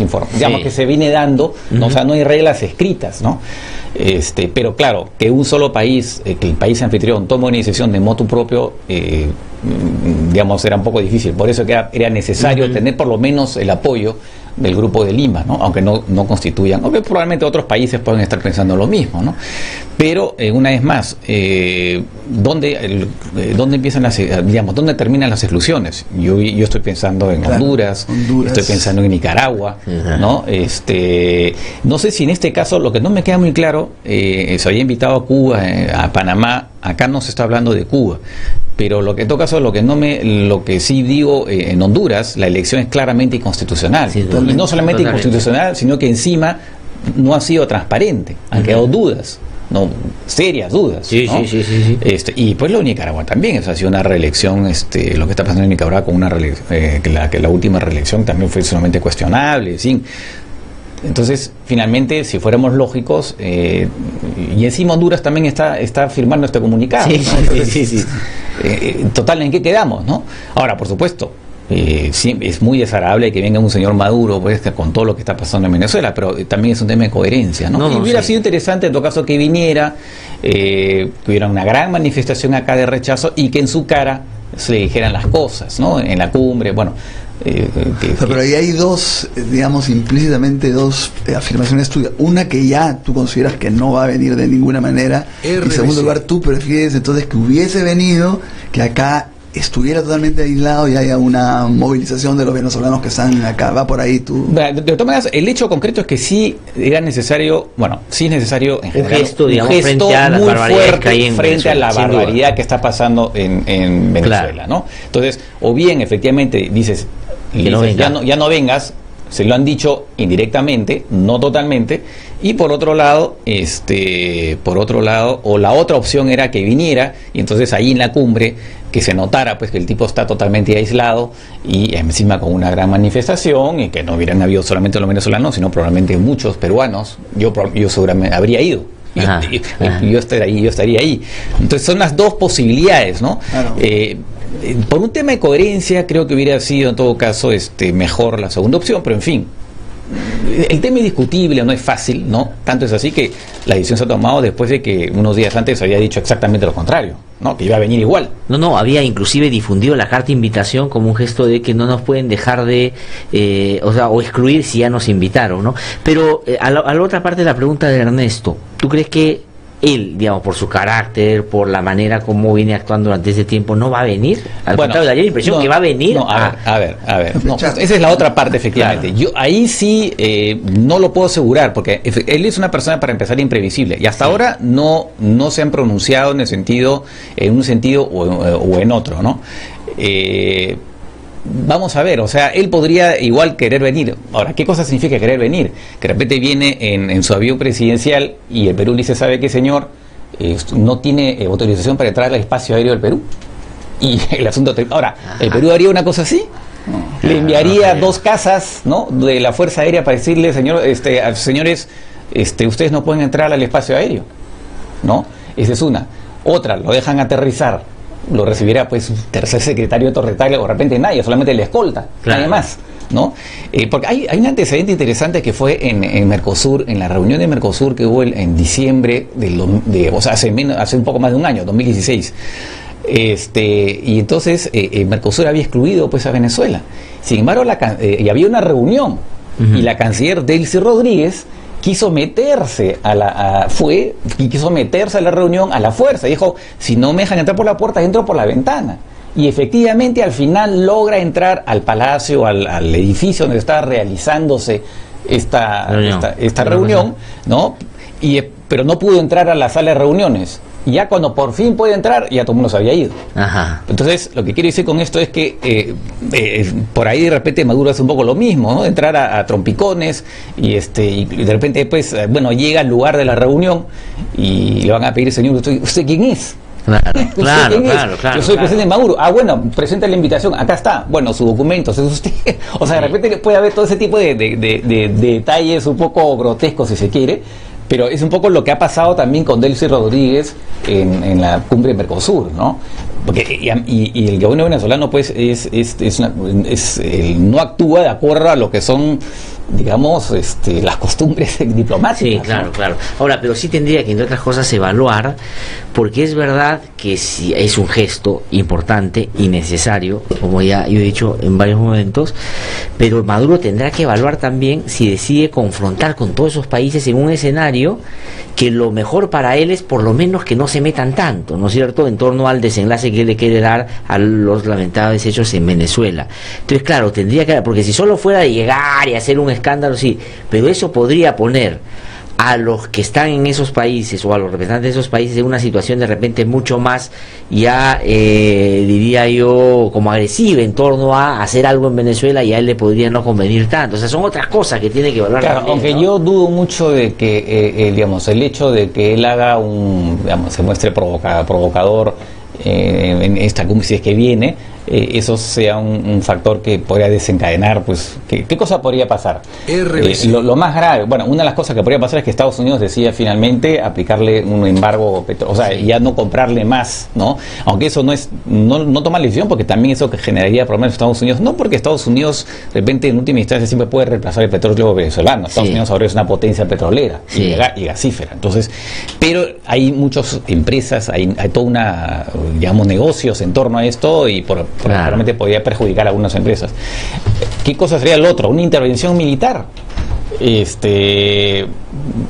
Por ahora, claro, hay especulaciones, ¿no? No, pero Juan Trojales, muchos de los países que están representados en el Grupo Lima estarían en contra de una intervención militar porque lo han empezado en otro momento. Entonces, es claro. Sí, por eso que en realidad yo creo que eso no es lo que pesaría mucho en el ánimo de Maduro. Yo creo que él va a pensar simplemente si le puede favorecer, en todo caso, a nivel interno, ¿no? Además, esto va a ser las elecciones, esto nuevamente va a ser unos días antes de las elecciones, ¿no? Unos 10 días antes de las elecciones en Venezuela. Lo va a pensar. Ahora, hasta el momento no ha dicho nada, o sea, concretamente, salvo decir algo así que esto tiene que ver con Estados Unidos, lo mismo dijo Evo Morales por lo demás. Sí. Todavía deben estar pensando qué hacen. Debe manejar también la posibilidad de levantar esto como una nueva injerencia en la política interna. Por otro lado yo creo, a ver qué piensas de esto, va a cuestionar también mucho al presidente del Perú, que lidera esto, va a decir este presidente qué autoridad tiene, cuando se le ha pedido la vacancia, se está tramitando otra vacancia, cuando está vinculado, le acusan, tiene todas esas acusaciones de Odebrecht, lo del indulto. ¿Eso debilita también un poco el liderazgo de PPK, no crees, frente a lo de Venezuela? Mira, a ver, si te refieres a nivel internacional, bueno, obviamente él es un presidente debilitado, ¿no? Él aparece como un presidente debilitado. Más bien esto podría pensarse que eso afianza la actitud del Perú como un país líder en defensa de la democracia. Ahora, que algo pudiera decir Maduro respecto de eso, que dijera, oiga, pero este es un presidente que no... ¿Cuál es el argumento? Porque además, no respeta lo del sistema de derecho en la Corte. Bueno, y Venezuela también decidió salirse, entonces... no, por ahí no creo que pueda ir el cuestionamiento, ¿no? Obviamente, pero por la cuestión es que es un presidente debilitado y además debilitado, con cuestionamientos serios sobre el tema de conflicto de intereses y todo lo demás. No olvidemos que esta es una cumbre que tiene que ver con lucha contra también democracia y lucha contra la corrupción. Y por el lado de la democracia, la inestabilidad, digamos, sobre todo por el tema de que se estaría, pues, el Estado peruano en general, no él, pero el Estado peruano estaría conociendo una resolución de la Corte Interamericana, ¿no? Uh-huh. Claro, o sea, muchos de los países se deben sentir incómodos de estar liderados por PPK, pero digamos también el consuelo es que muchos de los países también están involucrados en el mismo tema de Odebrecht. Bueno, ¿no? Claro, así es. Porque sí es contradictorio venir en el Perú a hacer una reunión donde también, como dices tú, la segunda parte es anticorrupción, con un presidente que está siendo totalmente cuestionado por ese tema. Así. Y a ver, sobre el tema de el adelanto de elecciones en Venezuela, a ver, ¿cómo podría haber jugado la oposición? No le quedaba otra más que oponerse, en el sentido porque no tenía ninguna posibilidad de competir en esos términos que le están planteando, además. Claro. Ahora, y sobre eso, solamente en eso, sí el Grupo Lima ha hecho un pronunciamiento explícito, ¿no? Que desconocen las elecciones. Total, y claro, efectivamente, es lo que, digamos, tal como se está llevando las cosas, pues es imposible, no hay ningún tipo de garantía ni nada, ¿no? Ahora, entiendo que algunos pretenden presentarse a las elecciones, ¿no? No sé, en lo último no he sabido mucho de Ramos Alup, que estaba decidido a presentarse. No he leído por ahí, tendría que revisar, no he leído que él haya decidido no participar. O sea, todavía de su parte no he leído algo sobre, porque él sí es alguien, digamos, que tiene digamos, cierto peso político, mediático. Entiendo que hay algunos grupúsculos, algunos candidatos mucho menores que sí piensan participar, ¿no? Pero no se vería bien, pues, alguien que Ramos Alup decía, a pesar de todo, presentarse. Entonces, o sea, lo que confirmaría que la oposición, pues, sigue estando dividida en Venezuela, lo cual es tampoco ayuda a nivel internacional, ¿no? Claro. Ahora, al margen de eso, yo también, creo que, yo estoy totalmente crítico, por supuesto, de Venezuela y no pongo ningún pero, y hace mucho tiempo con Maduro y con el mismo Chávez. Ahora, también debería haber manifestaciones de los grupos de América Latina en términos frente a Trump, ¿no? O sea, Trump también siendo una política totalmente terrible frente a América Latina, frente a una serie de países, ¿no? Sin embargo, ahí hay una digamos, claro, pasar por agua tibia todo, evidentemente porque es un país poderosísimo, ¿no es cierto? Pero, caramba, ¿no? PPK fue el primero que fue a saludarlo y con un orgullo increíble, ¿no? Claro, a ver, sí, pero yo creo que aquí hay que tener cuidado en no ponerlos en el mismo plano, ¿no? Porque estamos hablando por un lado de una dictadura que ya de ninguna manera, y por otro lado estamos hablando, bueno, un presidente desagradable, inamistoso con México, con América Latina, ¿no? Entonces, pero claro, pero efectivamente es una persona que es una persona, yo lo que sí creo que entiendo el punto de vista tuyo, y yo no me voy a poner a defender a Donald Trump, pero yo creo que en estas circunstancias es mejor ni siquiera hacer un paralelo entre los dos, porque puede parecer como se está poniendo en el mismo nivel una dictadura con lo que sigue siendo una democracia, más allá que con un resultado que, digamos, por lo que está, no le gusta a mucha gente. Así es. Entonces yo creo que ahí hay que tener mucho cuidado. Pero un poco cuando siempre hablabas de lo de Cuba y decías, pero el embargo, no, tienes toda la razón, y por eso yo he dicho, yo soy absolutamente crítico, ¿no? Pero si en un determinado momento, no ahora, hay que comenzar a ver también cómo reacciona frente a las políticas de Trump, ¿no? Bueno, de hecho, insiste, por ejemplo, con esto del muro, ¿no? Que además que sigue ligando el tema del muro a darle visto bueno a la solución de los famosos Dreamers, ¿no? Claro. Que dice que él amenaza con que finalmente no va a aceptar, incluso podría vetar una norma del Congreso que no incluye el financiamiento del muro, ¿no? Sus expresiones también, ¿no? O sea, digamos, el tipo es absolutamente, digamos, indefendible, ¿no? Por lo menos para los que pensamos que la política es otra cosa, ¿no?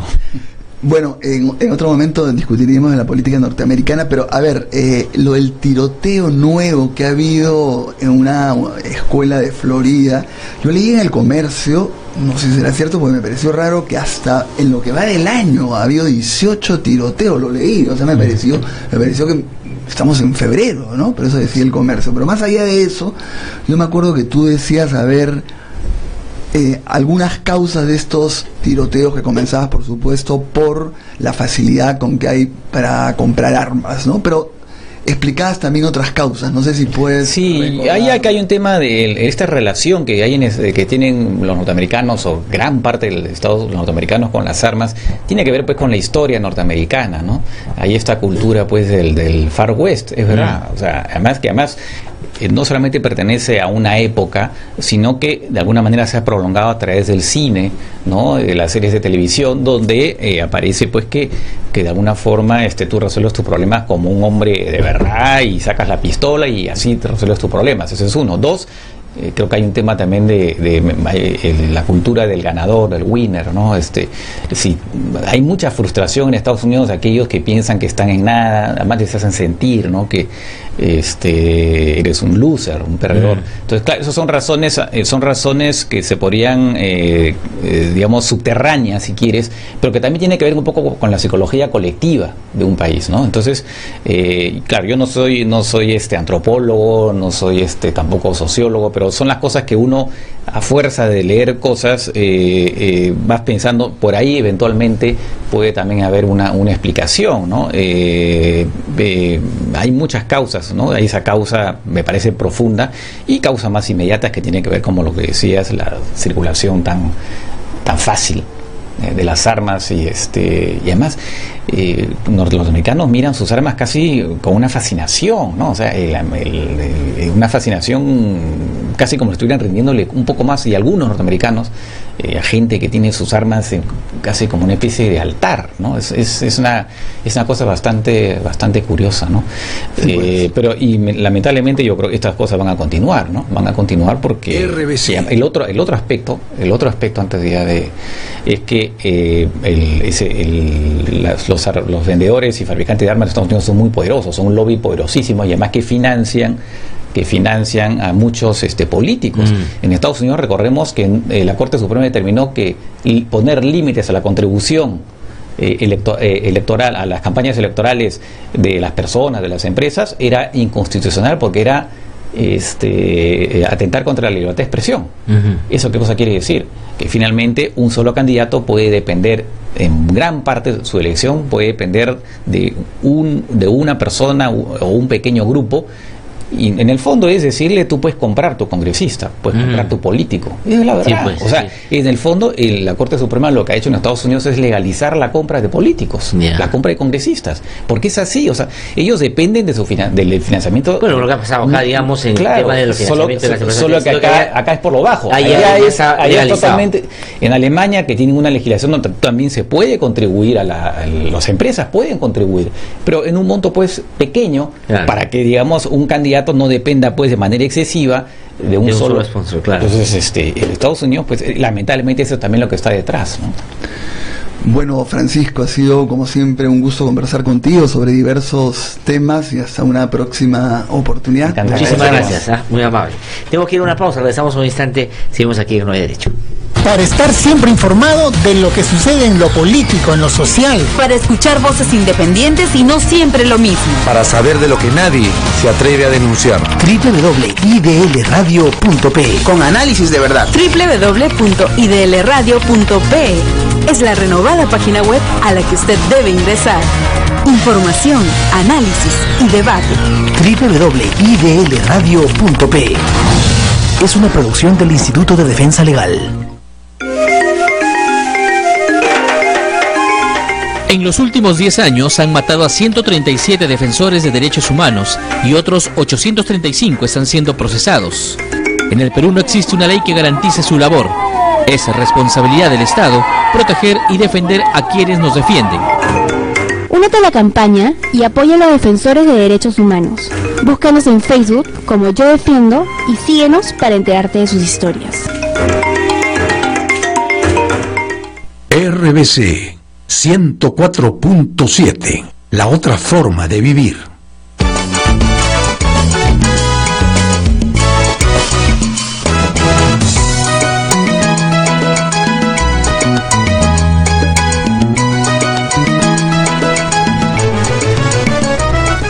Bueno, en realidad este es un poco la parte de arte y cultura y ahora vamos a abordar un tema que tiene que ver con mentalidad, con forma de pensar y es sobre algo, ni siquiera sé cómo plantearlo bien, pero estamos con Angélica Mota, ella es antropóloga y especialista en temas de género. Buenos días, Angélica, muchas gracias por estar acá. Buenos días a ambos, muchas gracias por la invitación. A ver, la idea el tema es el siguiente, ¿no? Ha comenzado a haber como una discusión entre un sector que ha comenzado a hablar del feminismo radical, del feminismo fundamentalista, y por supuesto mucha gente y las feministas han contestado que es un absurdo hablar de eso, que realmente están tratando de relativizar la defensa de los derechos de la mujer en un momento que justamente se está logrando ponerlos bastante en agenda pública. Eso por un lado. Vamos a comenzar con eso y después voy a poner algunos ejemplos de cómo se ha manifestado ese tipo de cosas. ¿Qué contestas tú o qué te parece esta discusión, este debate que hay sobre reconocer y decir, bueno, está bien las feministas, pero cuidado con las feministas ultra radicales, fundamentalistas? ¿Cómo ves el asunto? Bueno, a mí me parece que efectivamente, como tú mismo lo has bosquejado un poco, hay una reacción defensiva de un sistema que se está viendo cuestionado en sus fundamentos, ¿no?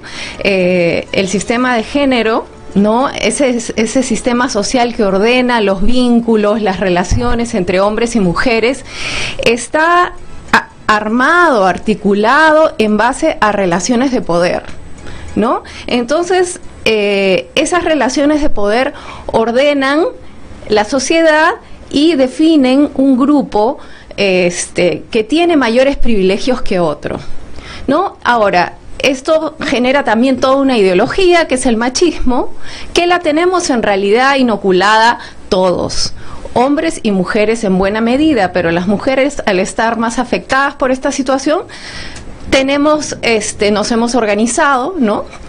Históricamente para contestar esto y para poder desmitificar esas relaciones opresivas. Entonces, claro, cuando tú intentas desestabilizar un sistema de poder, va a haber una reacción, ¿no?, de defensa de esas relaciones y de quienes se resisten a cambiar. Entonces, una respuesta muy típica a eso es estigmatizar a aquellos grupos que pugnan por ese cambio, ¿no? Entonces, a las mujeres que hemos luchado por cambiar las estructuras opresivas de la sociedad, nos han estigmatizado históricamente de diferentes maneras. Es decir, a quienes llaman feministas fundamentalistas en este momento, o feminazis, como a muchos les gusta decir, tal vez siglos atrás se les llamaba brujas, ¿no? Y se les quemaba, pues, ¿no?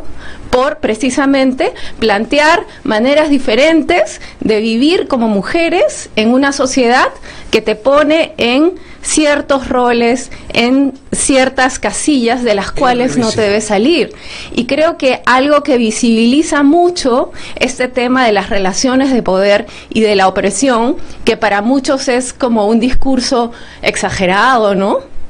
Es todos los casos de violencia que vemos a diario. O sea, estos casos de violencia que nosotros vemos a diario, feminicidios, violaciones, no son el producto de algunas mentes, ¿no?, que están fuera de todo lo que es el ordenamiento social, o monstruos, como se les trata de llamar, sino son personas que de alguna manera, tal vez extrema, responden a la gramática social que ordena nuestras vidas, las vidas de todos en la sociedad, ¿no? Pero, Angélica, mi pregunta, como te digo, para tratar que expreses tus ideas y punto, acá no interesa ahora lo que yo pienso, pero a ver, si quería entenderte bien. O sea, tú dices que este rollo, este discurso de hablar de feministas radicales es como la continuidad de esa especie de vamos a linchar a una mujer que reclama sus derechos, o estigmatizar a las feministas. O sea, es esa continuidad. No hay un matiz, no podría haber algo que te está planteando un debate, te pregunto, de otro tipo, y que te diga, comparto esta idea, no comparto esta de acá. No podría haber eso. Lo que pasa es que tendemos a pensar que la verdad siempre se encuentra como en un punto intermedio, ¿no? Entonces, esto funciona a veces y a veces no. Y creo que es importante. Mucha gente dice, el machismo es un extremo, pues el feminismo es otro, y la verdad debe estar en un punto intermedio. En este caso, eso no se aplica. Desde mi perspectiva, eso no se aplica, porque el feminismo lo que busca es la igualdad entre hombres y mujeres. Y pedir igualdad en una sociedad tan tremendamente opresiva para las mujeres, como es, por ejemplo, la sociedad peruana, probablemente sea radical, porque implica cambios radicales en la cultura, en la manera de vincularnos, en la manera de relacionarnos. Entonces, sinceramente, yo honestamente creo que sí, efectivamente, hay que jalar las estructuras a un extremo de igualdad para poder vivir en un contexto medianamente civilizado, ¿no? Ahora, entonces yo creo que este esfuerzo por desmontar algo que es tan tremendamente opresivo puede ser bien, o sea, fácilmente visto como radical por muchas personas, ¿no? Sí, Angélica, yo quería, digamos, incorporar un par de elementos a la conversación que me parecen pueden ser útiles para la gente que nos escuche en términos del contexto en el que se discute o se buscan estos cambios. Ajá. Es decir, qué tan parejo está el suelo en el debate público, inclusive planteado en los términos que Ernesto inicialmente lo planteó. Porque yo lo que veo y lo que siento, y digamos no es muy difícil observarlo, es que hay una especie como de conservadurización del discurso y de los medios, que en algunos casos llega al fanatismo, inclusive a llamados de odio, claramente en algunos medios y en algunos grupos.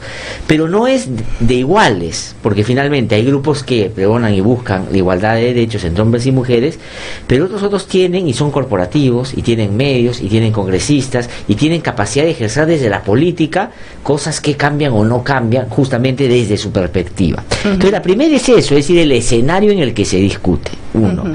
Y lo segundo es, en esta lógica de ganar en la interpretación hacia una sociedad democrática de igualdad de oportunidades, ¿cuánto se ha avanzado y cuánto no? O sea, todo el debate el año pasado ha sido ganado si quieres, en términos, por ejemplo, de políticas públicas o construcción de legislación sobre estos temas, a patadas por ellos, porque finalmente hay un grupo en el Congreso como el Fujimorismo que sencillamente ha borrado todo lo que tiene que ver con género y ya está, y al Ministerio de Educación lo tienen totalmente golpeado después de haber hecho toda esta campaña con Mis hijos no te metas con la lógica de género. Entonces, la pregunta va por ahí, el escenario, el contexto, en qué escenario se está discutiendo, y lo otro es quién está avanzando más, porque eso es importante también, ¿no? Sí, bueno, efectivamente estamos en un momento bastante crítico, ¿no? Hay un contraataque conservador muy fuerte que tú bien lo has descrito y que creo que quienes nos están escuchando pueden también tener referencias muy concretas a partir de la experiencia de la campaña Con mis hijos no te metas, que ha estado en todas las calles de la ciudad y del país, ¿no? Entonces, ha sido muy visible esta arremetida conservadora. Y yo creo que no se ha quedado en la campaña, digamos, fue un pico, ¿no?, de este posicionamiento y de visibilizarlo en la sociedad peruana, pero es una tendencia que continúa, como bien has dicho tú, o sea, tenemos una mayoría en el Parlamento que está alineada con este tipo de agenda en todo lo que se refiere a derechos sexuales y reproductivos, y claro, eso a nivel nacional. Pero esto es una ola conservadora que está a través de los países latinoamericanos en general. O sea, veamos lo que está pasando en Costa Rica, por ejemplo, ¿no? Que tenemos este candidato evangélico, conservador, que ha ganado la primera vuelta. Eso ya es un montón. Ojalá no gane las elecciones, pero ya que haya llegado hasta ahí, es una muestra súper fuerte de hacia dónde están yendo las cosas en América Latina, ¿no? Y en ese sentido creo también que la lucha de quienes estamos del lado de los derechos sexuales, de la equidad entre hombres y mujeres, se hace también más visible, porque estamos en un momento de tensiones y de confrontación, ¿no?, bastante directa por temas de política pública específicos, en este caso de la campaña Con mis hijos no te metas, la educación sexual integral, ¿no?, todo lo que tiene que ver con cómo se trata el tema de la violencia sexual, ¿no?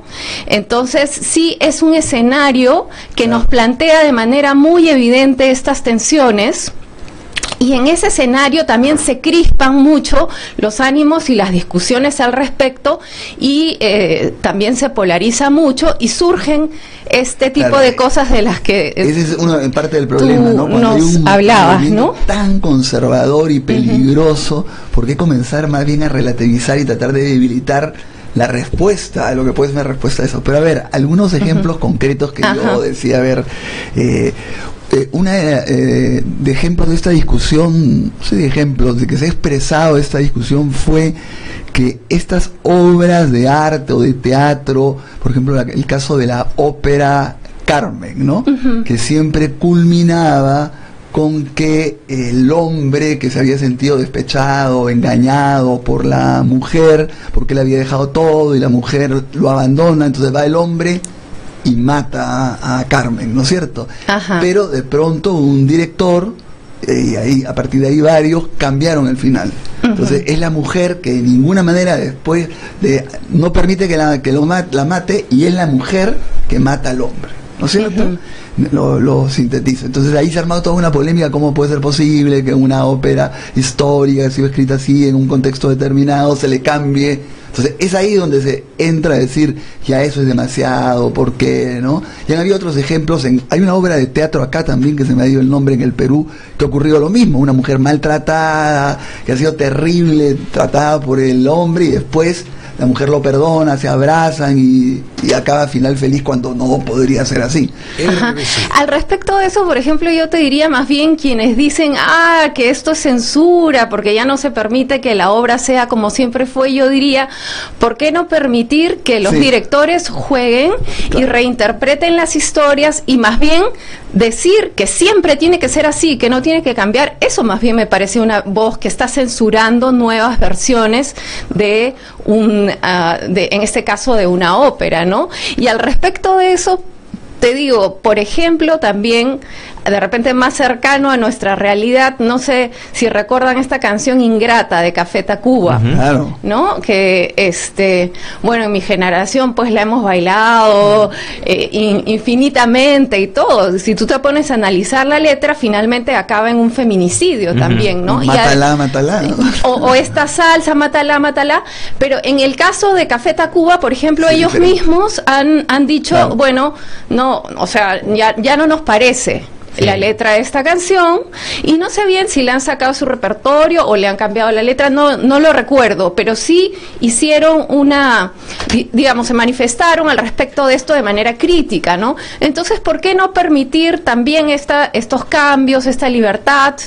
Claro, pero tú lo planteas, ahí donde te decía si de repente podía encontrarse un matiz, estando de acuerdo en mucho lo que tú dices, pero lo que te digo es, ¿por qué no permitir que ese final sea discutido? Incluso en la obra de teatro, creo, lo que he leído porque no lo he visto, al final se hace una especie de encuesta con el público, cómo quieren que termine la obra, es decir, que algunos puedan tener el final clásico y otros digan de ninguna manera, ya es pues de locos de permitir que un hombre mate a una mujer en estas condiciones. O sea, ¿tú estarías de acuerdo como que se juegue un poco a ver qué final podría ser? Bueno, yo creo que sí, y creo que no es bueno tener dogmas, ¿no? Yo creo que es importante analizar las cosas también en su contexto, ¿no?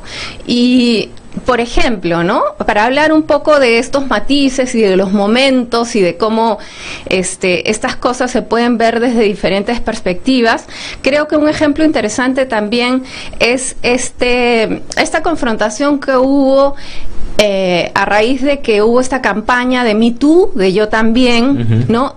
De estas artistas de Hollywood, pero que después se volvió algo bastante amplio y que muchas mujeres empezaron a hablar y a dar testimonios de violencia, de acoso, ¿no? Y que vemos que es una práctica pues súper extendida en la sociedad y que es un momento en que las mujeres es como que se cobra un nivel de conciencia colectivo que permite a muchas hablar y ver de manera crítica esto, ¿no? En ese contexto donde hay muchas mujeres que se están empoderando y finalmente hablando, por supuesto, sale un manifiesto, ¿no? De un grupo de mujeres francesas, ¿no? De un grupo de intelectuales, de artistas, y se genera también ahí una controversia.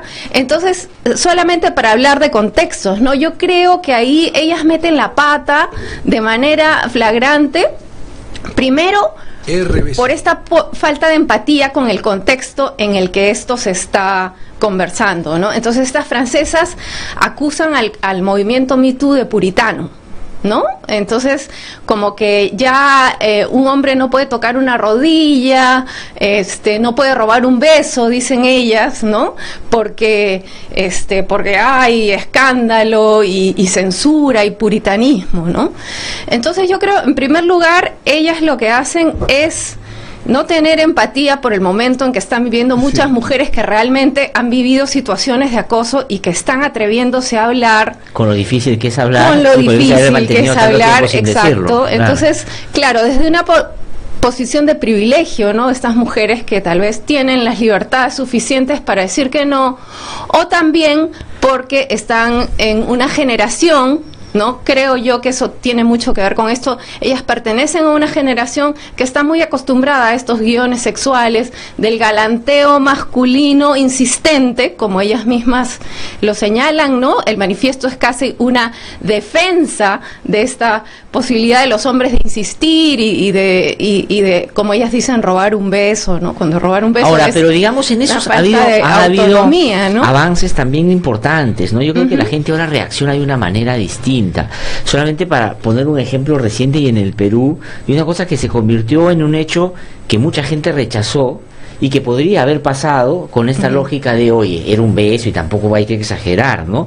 Lo que pasó con la ex ministra de Educación, Marielo Martens, también con el actual ministro de Educación en su momento. Claro, mucha gente decía que exageraba, pues porque le da un beso de esa manera, va a ponerse también a quejar. Pero mucha gente también sale a decir, oye, ¿qué le pasa? O sea, no puedes hacer eso si es que, digamos, no hay una decisión propia autónoma de una mujer de querer, digamos, entrar a una lógica o a una dinámica de esa naturaleza. Exactamente. Pero eso ha cambiado, o sea, pero también, digamos, no es que generacional, ¿no? Estamos en un proceso de cambio, y creo que eso es lo crítico también. Sí, pero justamente, digamos, todos los procesos donde se han podido conseguir que la gente pueda de a pocos ejercer sus derechos han sido críticos y han sido un base a la estigmatización, a eso, y creo que estamos avanzando.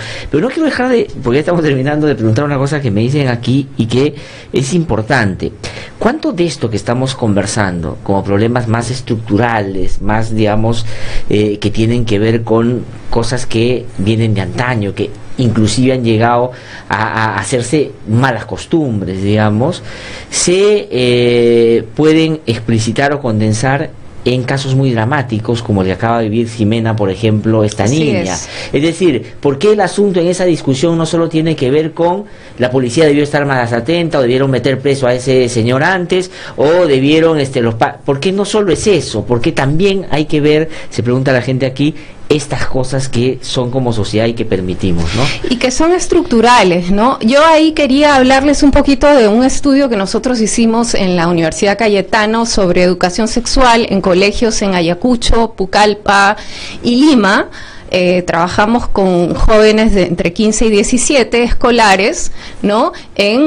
Fueron más de 2.500 escolares, y lo que encontramos fue, primero, que existe una concepción de la sexualidad en los jóvenes, y estamos hablando de chicos muy jóvenes todavía, donde la autonomía femenina no es respetada. Y te digo, 1 de cada 3 de estos chicos decía que cuando una mujer dice que no, en realidad quiere decir que sí.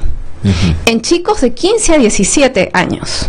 Entonces, este tipo de pensamiento, ¿no?, es un poco como la semilla de la violencia sexual. O sea, el no reconocer esta capacidad de autonomía de las mujeres y pensar que cuando dicen que no, en realidad dicen que sí, ¿no?, está súper extendido, y en muchachos muy jóvenes. Entonces, a ese tipo de cosas hay que ponerle atención, y hay que dirigir esfuerzos en la política pública. Entonces, hablando ya de educación sexual integral, ¿no?, vemos ahí una necesidad enorme de cambiar esos imaginarios en la escuela.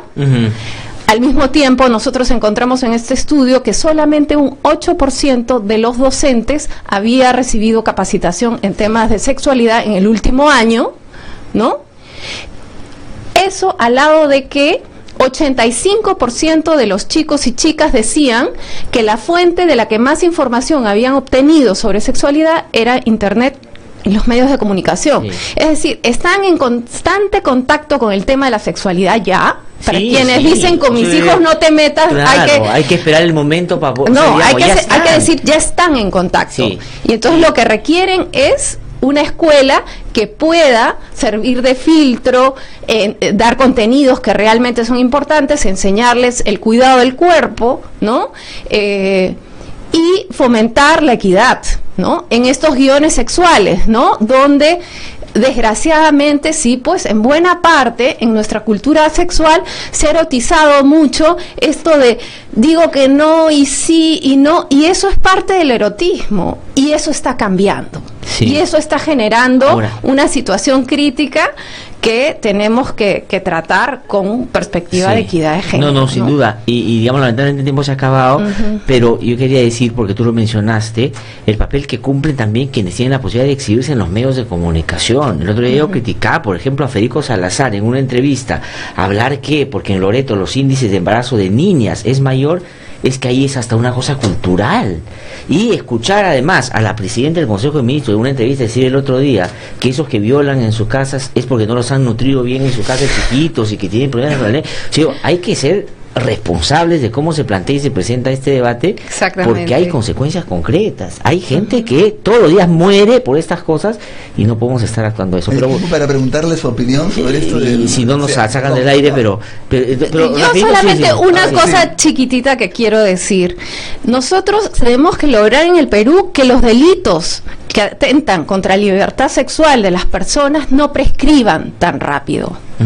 Tenemos ahí un problema, porque las mujeres cuando se animan a hablar posiblemente ya han pasado muchos años y esos delitos han prescrito. Ahí tenemos un problema. Además de la prevención, que tiene que ver con el tema de educación sexual integral, necesitamos que estos delitos no prescriban tan rápido. Eso era algo que quería decir. Mientras que se anima a la persona a decir, a contar, ¿no? Sí. Exactamente. Angélica, muchísimas gracias. Muchas gracias a ustedes. Angélica Motanto, psicóloga experta en temas de género, ha conversado con nosotros. Se quedan muchas cosas en el tintero. Podemos seguir conversando de otro día con el mayor de los gustos, por supuesto, porque creo que de eso se trata. Y yo tengo más tiempo. Ernesto, contigo nos vemos el próximo jueves. Conmigo mañana a las 7 en punto aquí en No Hay Derecho.